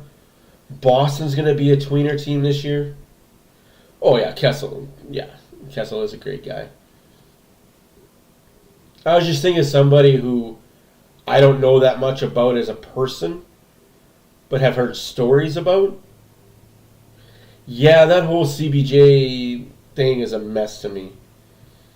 I just don't think Montreal's fixed enough. Like, what are they, right? Like, I think teams that are going to be good this year, yeah, they're taken.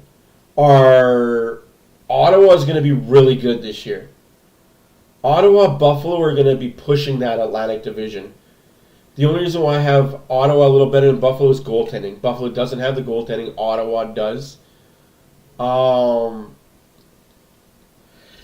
Boston's going to take a big step back this year. You're going to see that the Bergeron effect felt hard in Boston. As far as the Metro goes, you got your 4 teams in the Metro. You've got your Jersey, Rangers, Islanders, Carolina. Pittsburgh, Washington are just that tier step below. Yep, I agree. Those 3 teams. I think more Ottawa, Buffalo. I think Detroit still is going to be mid to lower mid. But we'll see how their goaltending holds up.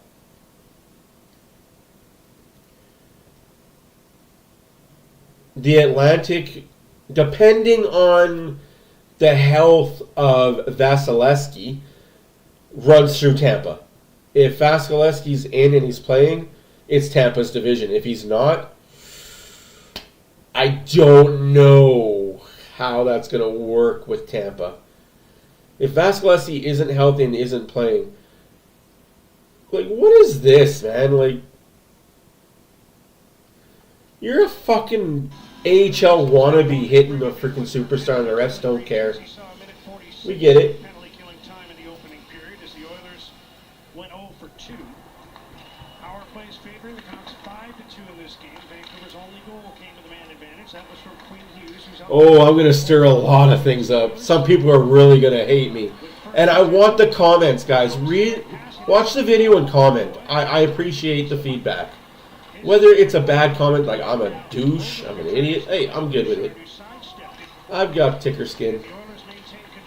Oi, Oilers win the face-off, and it's out of the Canucks zone.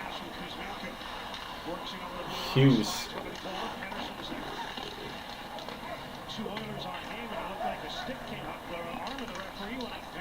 Yeah, that's a high stick.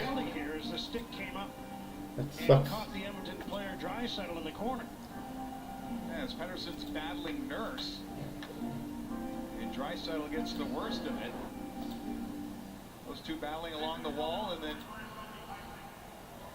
as Pettersson is getting knocked down. You gotta have control of your stick. It doesn't matter if you're getting knocked in, knocked down, knocked up. You have to have control of your stick at all times. Oilers go on the power play.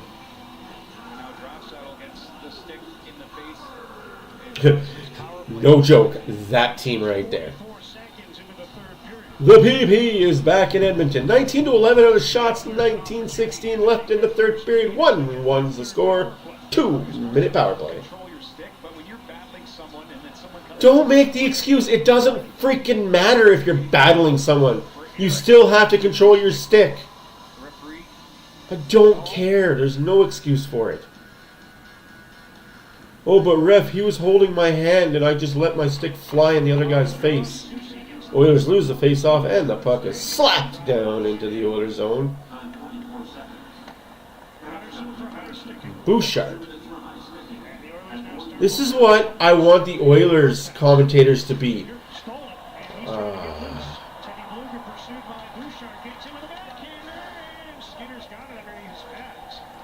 What a save by Skinner. Like, as much as I bark on Vancouver announcers and Calgary announcers for being so home, I want the Oilers announcers to be the same thing. Doesn't matter if you're down 15 goals or making bad plays and doing bad things. Always say how great your team is, and we don't get that in Oilers announcers. And I don't get it. I don't understand it. They're always talking about how great the other team is besides how good the Oilers are. But that's just me. I find nitpicky things like that. Oosh. 54 seconds left to go in the power play. Still, oh, what are we doing, Kane? 3-on-3 Vancouver. Big block by Gleason. Well, this power play is looking good, isn't it?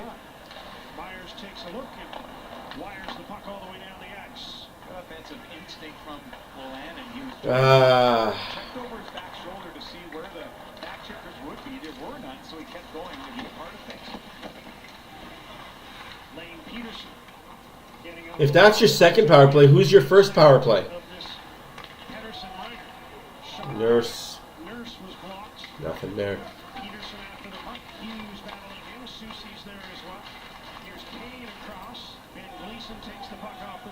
Hey, Nathan, welcome back.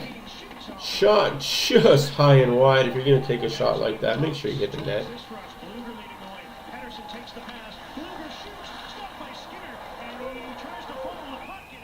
He's got the puck, ref. What are you doing, you AHL piece of crap? Good strong end of penalty kill and then back to 5-on-5. Luger just doesn't get it past. Yeah. Oilers power play is anything but sharp. But hey, first game they've played, right? McDavid. Boy. So the first power play is McDavid, Bouchard, Draisaitl, Hopkins, and Hyman?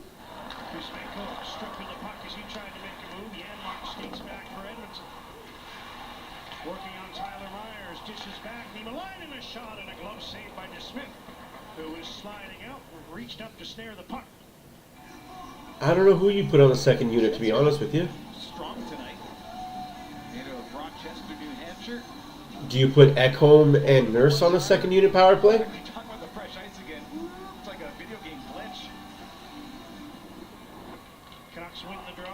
Canucks have won a lot of draws tonight, guys. Not good enough for the Oilers.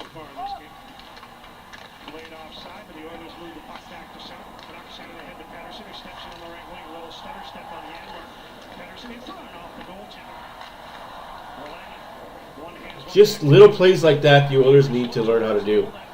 Just bounce it in front of the net. Chaos.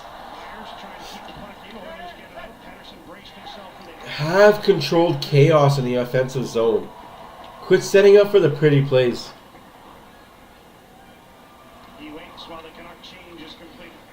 Yeah.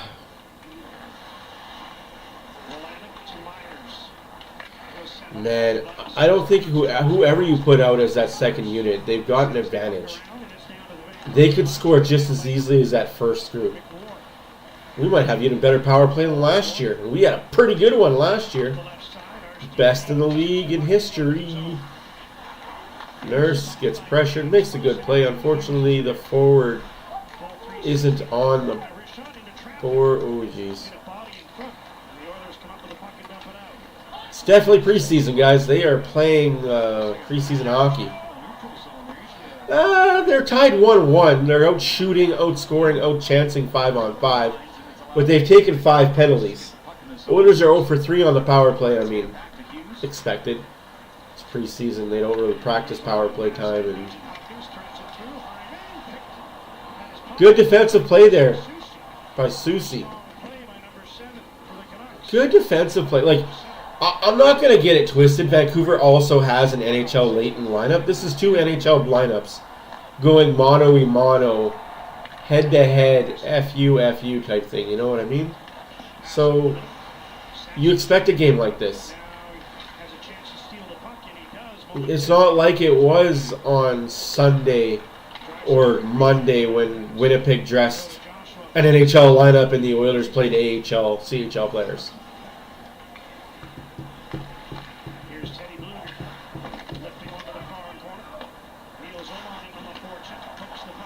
I think the Oilers are trying to focus more on, as I say that, Desharnais gives the puck away.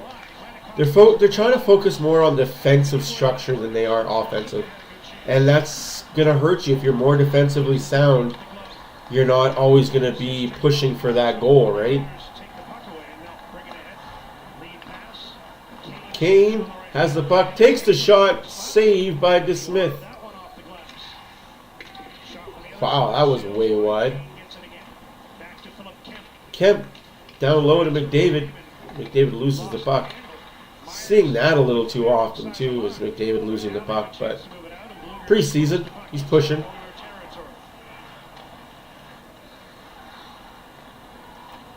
Niemelainen and Kemp have looked good. Peterson with a nice little shot. He's looked good tonight, too. Little people, like people that you wouldn't expect to see playing well. Like they're not excellent, but they're not the reason why mistakes happen. Anderson shoots the pocket. Canucks are offside here. They'll tag up and play will continue. Players in the preseason like this style of hockey. Just keep going, no whistles. Derek Ryan has the puck now. Bouchard with a shot. Bouchard with a shot blocked, and the guy doesn't feel it. All right, hook, no call. Save made by Skinner. That's what I mean, though. Like, if you're going to call that in the first period, call it in the third. I get that it's preseason. I get that you suck and you don't know how to do your job. Oh, jeez. Ernie looking for that goal. Pedersen.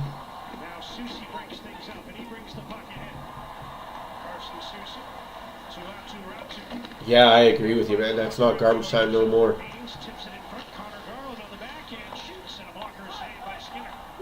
Bad for what? Sorry, for ragging on the Oilers when they're playing good and just... Excuse me for a second.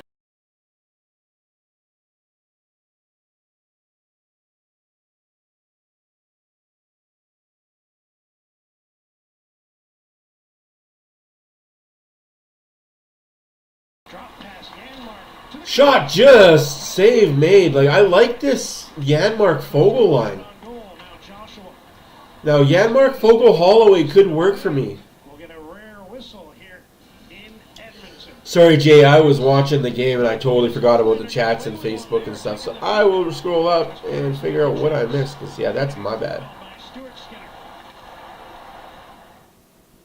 NHLShop.ca, the official online store of the NHL and Canada's largest selection of authentic NHL fan gear. Shop now and get today's special offer. The heavy hitter. 6:30 Chet is bad for what? For blaming the Oilers when they're playing good and just saying how bad they are? The non-conformist. The weekend warrior. There's an award-winning Ram truck just for you. Like the one JD Power ranked #1 in new vehicle quality. Get 15% off MSRP on Ram Classic for up to $10,300 in discount. Who's caught my eye tonight? I'm not going to lie. I'm very surprised by Niemelainen. Niemelainen has been a body that I thought for a long time could be something.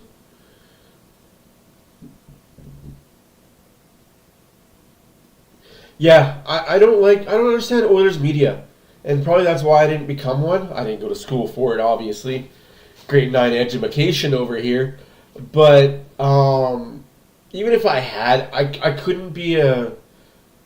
I don't know what it is about Oilers and Oilers media. It's almost like the media wants them to suck. The media just drains the life out of the players. Just every other media fan base that I've watched, like I lived in Calgary for 7 years, and every time the Flames would lose a game, oh, they lost because of such and such. It wasn't because the team was bad, but they always hyped up their team. They could be down 7-1. Oh, let's talk about how good Giordano was.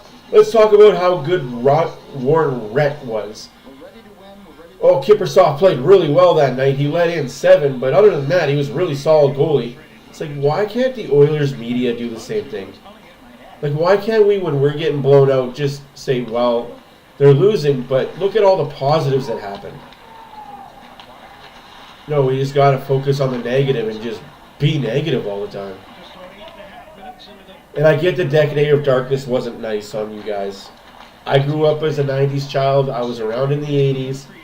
So I've lived the glory days. So I get it. Here in Edmonton, so as I said earlier, they're going to be very familiar with each other. They are. I love Bob Stauffer too. I don't have negative things to say about Bob. But yeah, there's some Oiler media guys that if I was in a room alone, I'd ask who hurt you and why. Like, just some Oilers media, who hurt you? This one will pit Sasson for the Canucks, and it's the Oilers who win it. McDavid drawing it back. There's a long shot, didn't get through. Joshua and Breezewell both missed the puck. Susie gets through. Ooh, Susie gets hit by McDavid. That's the 5th hit that McDavid has laid tonight.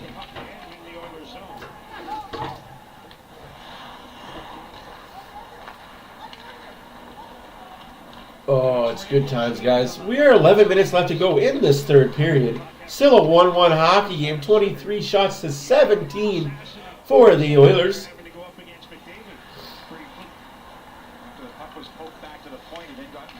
Oh, pay attention, McDavid. That's a pass on your stick if you got your stick on the ice. Oh, look at this speed. Oh, Brown. Wouldn't that have been something?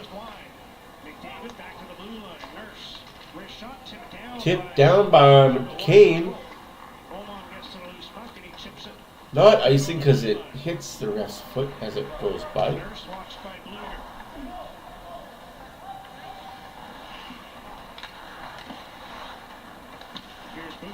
Yeah, I agree with you, Jay. Jack Michaels is the guy's guy. Man.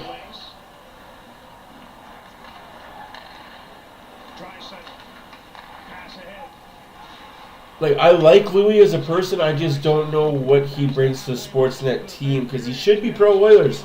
He played with the team. He was born and raised in Edmonton. But it's almost like Sportsnet tells their announcers, don't talk positively too much. Don't be a homer. Unless you're a Leafs broadcaster. And don't ever say a good thing about the other team. 9.5 minutes left to go in the game. Not offside. Not a little bit. Oh.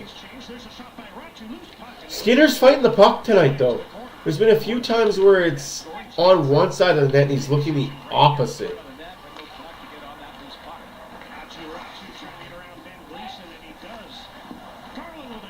There's a good rebound control, though. I'd like to see that. Holy crap, ref! Desharnais 6'9", not on skates. 7'2" on skates. There we go, power play. And when he gets hit in the head, you gotta call that. Let's score on this. Let's get one power play goal. Just one? It's not a lot to ask. Oh, Cam Moon. Yeah. See, I haven't listened to 630 Ched for a long time since I've been obviously able to do this stuff. I don't listen to the radio as often as I should. So when Cam Moon is on the radio, I don't hear it, right? But I've heard really amazing things. I've heard really good things. Of course, former Red Deer Rebel announcer, so...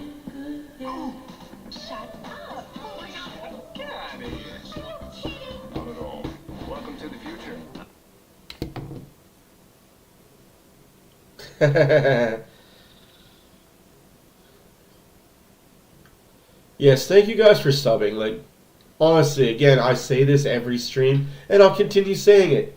Without you guys, I'm just a guy in front of a TV talking to myself. And despite what other people think, I don't like talking to myself. I'm not a huge communicator or talker when I'm not doing this.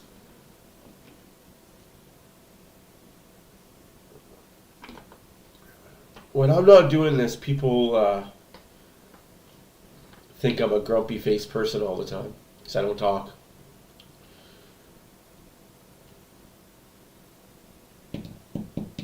You wouldn't know it by watching me, though. You'd think I was always chatty Cathy and always talking. Hey, don't be sorry there, Dan. Don't be sorry. How'd the Flames do? 2 minutes. Trying to go indirect off the boards, and then on the back check, Draisaitl leans in. Garland had the hand in the hip. And with Draisaitl going down, the ref's arm goes up, and the power play for Edmonton takes the ice. Nice. Well done, Calgary. Good to see that they're a good preseason team.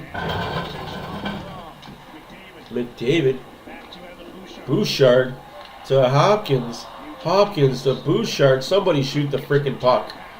It's preseason. I don't want to get too sweary. I don't want to get too vulgar, but somebody shoot the frickin' puck. That's awesome. That's... Kane trying to dig that puck free. Because they didn't chase out to Draisaitl, he looks, he sees he's got a shooting lane, doesn't do it, it's still a shooting lane, and then he's like, I gotta shoot this puck. And Kane couldn't get his stick on it near the front of the net, but he holds once, he looks, he's like, a lane, should I shoot? Nope. Yeah, no, you got things to be excited about for preseason, absolutely. Still a minute 38 remaining. Don't know how the regular season is going to go for you guys, but hey, every win matters. 2 points in October is just as important as 2 points in April. I mean, some guys would love to have a 30-goal season. Get 32 power play goals. Yeah.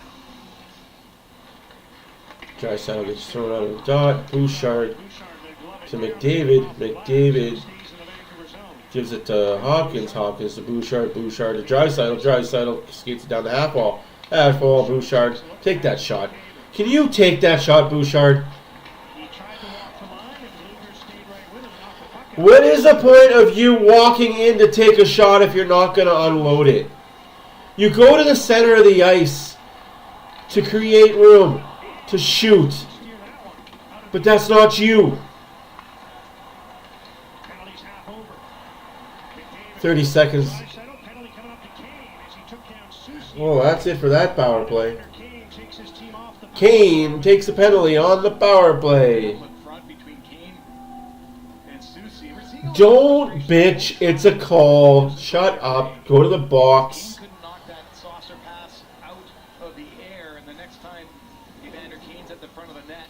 Thank you, Ian. I appreciate you. Push and the knockdown as well. Yeah, Murray, you can't. That's terrible. I don't agree with what's going on in the NHL. They want to promote the game, but they don't want to advertise games and promote the games proper.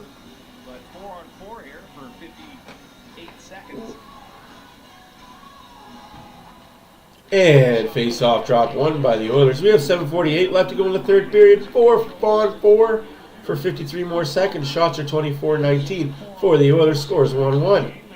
Vancouver scored first, followed by the Oilers.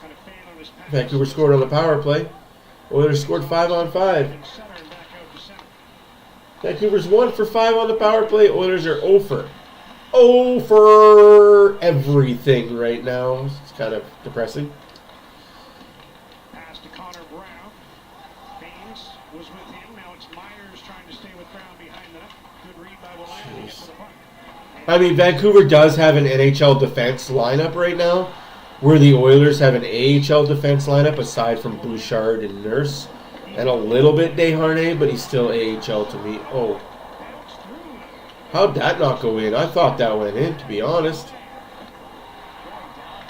We can only hope, Smokey, the Oilers will score 4-on-4 here. But they just... No, it's a power play. We're just under a minute as Garland has exited the box, and he's going to stay out there with a man advantage. Hughes, hounded by Derek Ryan. Now feeds ahead to Pettersson. Elias Pettersson in over the blue line. Late on that, folks. Turns, finds Hughes. Pass in front, tipped on goal, loose puck. Pettersson couldn't find the handle, and the Oilers bring it out.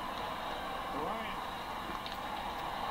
down the right wing, and his shot stopped by DeSmith. Garland shaken up. He was a little slow. It looked like he was heading to the bench, but he stays out there. I'm going to do something about that. Limping a bit, but he's got him the right wing. Feeds back. Pettersson. Hughes at the left point. Yeah. It's tough. Like I don't understand why they don't want to grow the game more overseas. And the puck ricochets out of play just as the penalty to Evander Kane comes to an end. Well, we go back to 5-on-5. I gotta fix this graphic. I'm gonna be doing some homework tonight on this graphic, fixing some things up, making things better. Yeah, I think this is going to overtime. It's got that overtime feel. Vancouver has the veteran defense and goalie. Oilers have the veteran forwards, well, at least top 6 wise. But hey, you can't put your top 6 out there line after line. You got to see what the young guys have. You have to see what the young, not really young, but the third and fourth liners have, because they have to start producing. I will say this, for the Oilers to be successful this year in regular season and playoffs, the bottom 6 has to contribute 40 to 50 goals this year. There's no excuse for it. You can't rely on 300 goals from your top six and nothing from your bottom. That's not good hockey. Because a lot of teams are going to battle that. Like, okay, well, we'll just keep the puck away for 2 minutes in our zone so you can't touch it when your top six is out there. We'll make your bottom six beat us. It's going to end in regulation? I hope so. I hope the Oilers going to win in regulation. That would be gravy to me, because that means I can get out of here sooner and go eat. Go eat.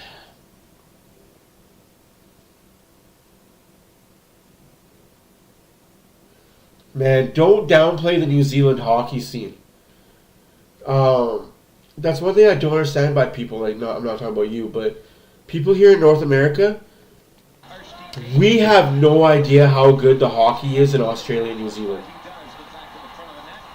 I'm telling you right now, that hockey in New Zealand and Australia, the Australian Hockey League, is probably top 5 leagues in the world.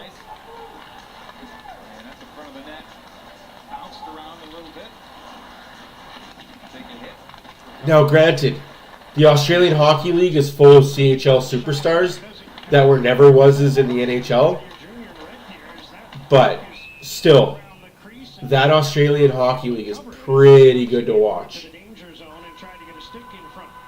with Rick Tocchet putting the headlights on Dakota Joshua and saying you got to pick it up, a player like R.C. Bain says, okay, here's my chance. Yeah, I know what I'm talking about. I'm just talking about my ass. I do know things. I'm going to go out there and be physical, and maybe I'm the one that he notices. I think they both had strong games this evening.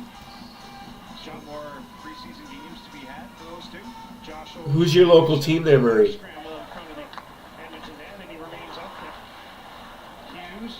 Loses the puck.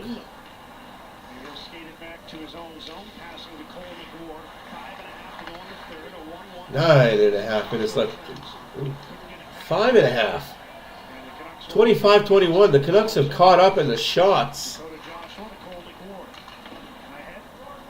And tipped in the zone. Loading McDavid magic. Well,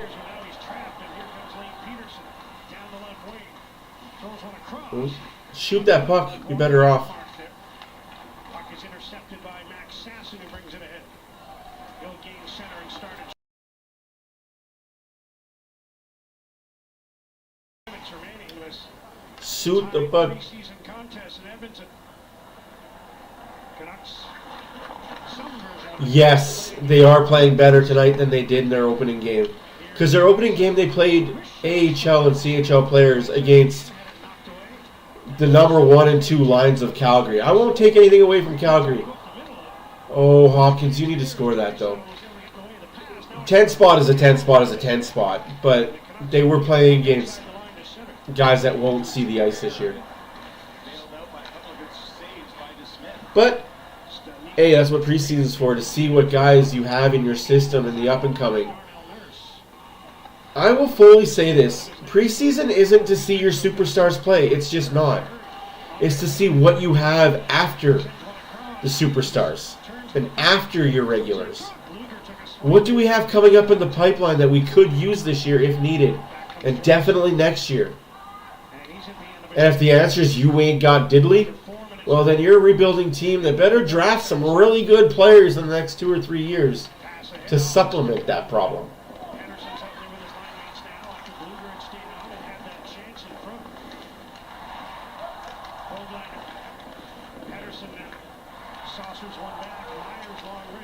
Oh, just wide there. 3.5 minutes left to go in the third period.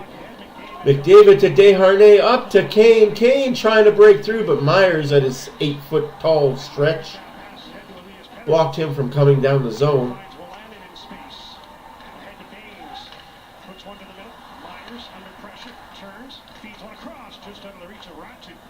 3 minutes left. Why do they keep attacking McDavid's stick and his leg? Like, that's how many slashes at McDavid. Like, grow up, you little baby. The reason it's still 1-1 is that man right there, Casey DeSmith.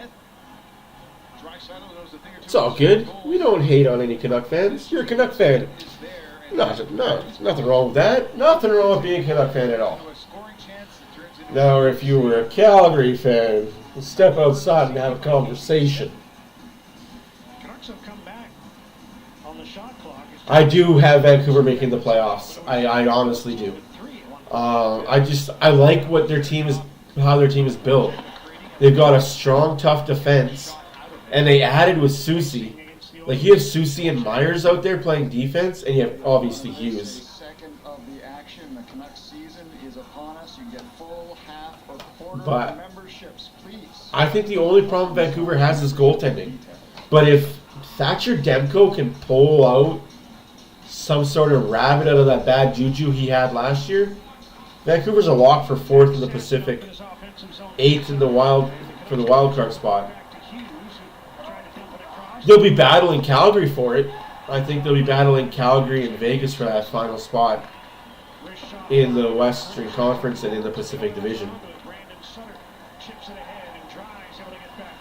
I have Winnipeg making playoffs easy this year. I have Winnipeg going second in the Central. Their team is just too good. There's no way in heck that Connor Hellebuyck is going to have a bad year again this year. 2 minutes left in the third period. When you've got a Vezina winning caliber goalie like Hellebuyck, you can win 40 games pretty easily. 40 to 50.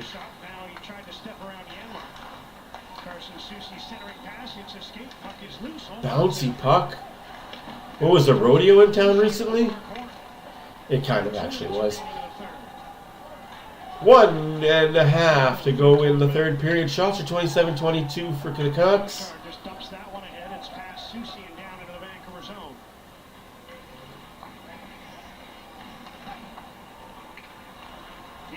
What's the talk on what?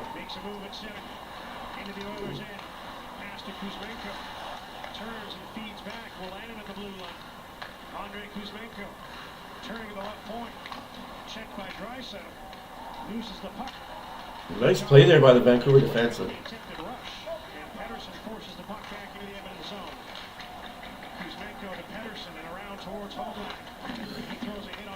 1 minute to play in the third period. 1 minute to play in regulation. Elbow to Skinner's head. No call. What are we doing? You AHL pieces of crap refs. Like, what are we actually freaking doing? It doesn't make any sense at all that you're not protecting the freaking goalie in his crease. If he leaves his net, fair game, ram bam, thank you ma'am, but freaking sakes in the crease.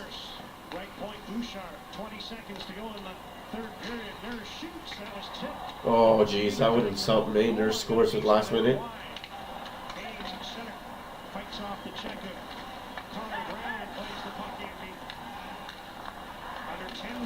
6 seconds. Regulation as Nurse sends the puck ahead and down, and that's going to do it. This game will go to overtime, tied at 1. Both overtime. Skinner's doing really, really good. I'm very impressed with what Skinner's doing. He's done his best work in the third period. There's Van Gleason. Will smile after a nice move. Clinching shot and then through with Oh, just a lucky save. Ah. Goaltender's going the distance in this game. This is where the Oilers scored overtime goal. Connor McDavid assisted by Draisaitl. Further review, it hit Evan Bouchard, and here's how it looked. Oh, jeez. We really got to show the goal, eh? The 5-on-3 power play goal you scored. Hoorah for you. Well, game is tied 1-1 after regulation. Game 3 of preseason. Game 4 will be Friday? Against Calgary? Or is it against... It's against Vancouver, isn't it? Yeah, it's one of those teams. It's been a long week, folks.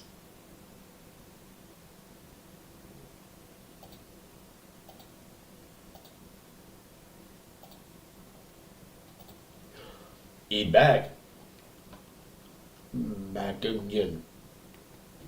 Canucks won 8-5. 3 of their goals belong to Elias Pettersson. 2 of the Oilers' 5 overtime goals, you can guess, belong to Connor McDavid. 1 for 6 for Vancouver on the power play. 0 for 4 for the Oilers. That needs to be better. Draisaitl, Nurse, and Hawkins. That's different.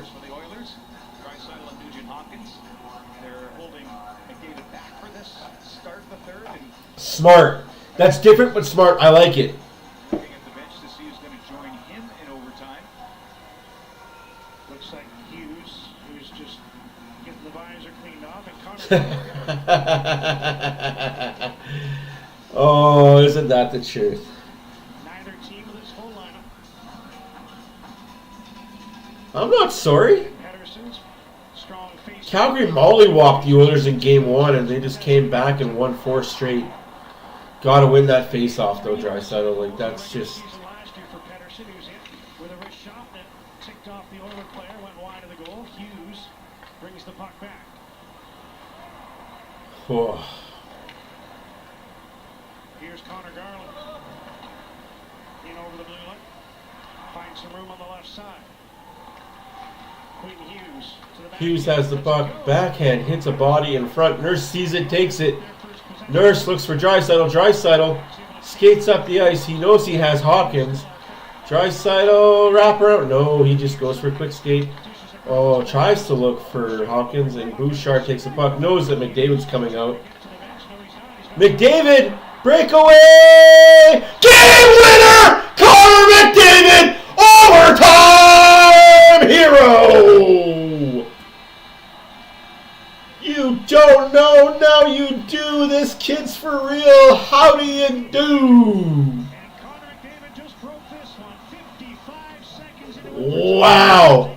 I like this. I like this new look of the Oilers overtime. You don't have McDavid Draisaitl start? No. He comes out by himself. You don't need no badges. Connor McDavid doing Connor McDavid things. What a game, boys. Ladies and gentlemen, and ladies. Thank you guys for watching. Before you go, Oilers win. Oilers win. Play La Bomba, baby.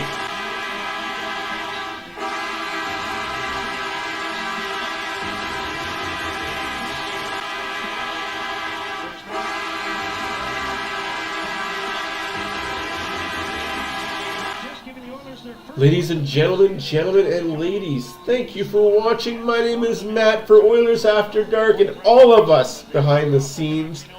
We will see you on... See you in the next one. Enjoy your night. Enjoy your week. If I don't see you in the next stream, enjoy the videos we have. There'll be one more coming tomorrow. Wednesday, October 11th in Vancouver, the Oilers and the Canucks, they'll play back-to-back to open the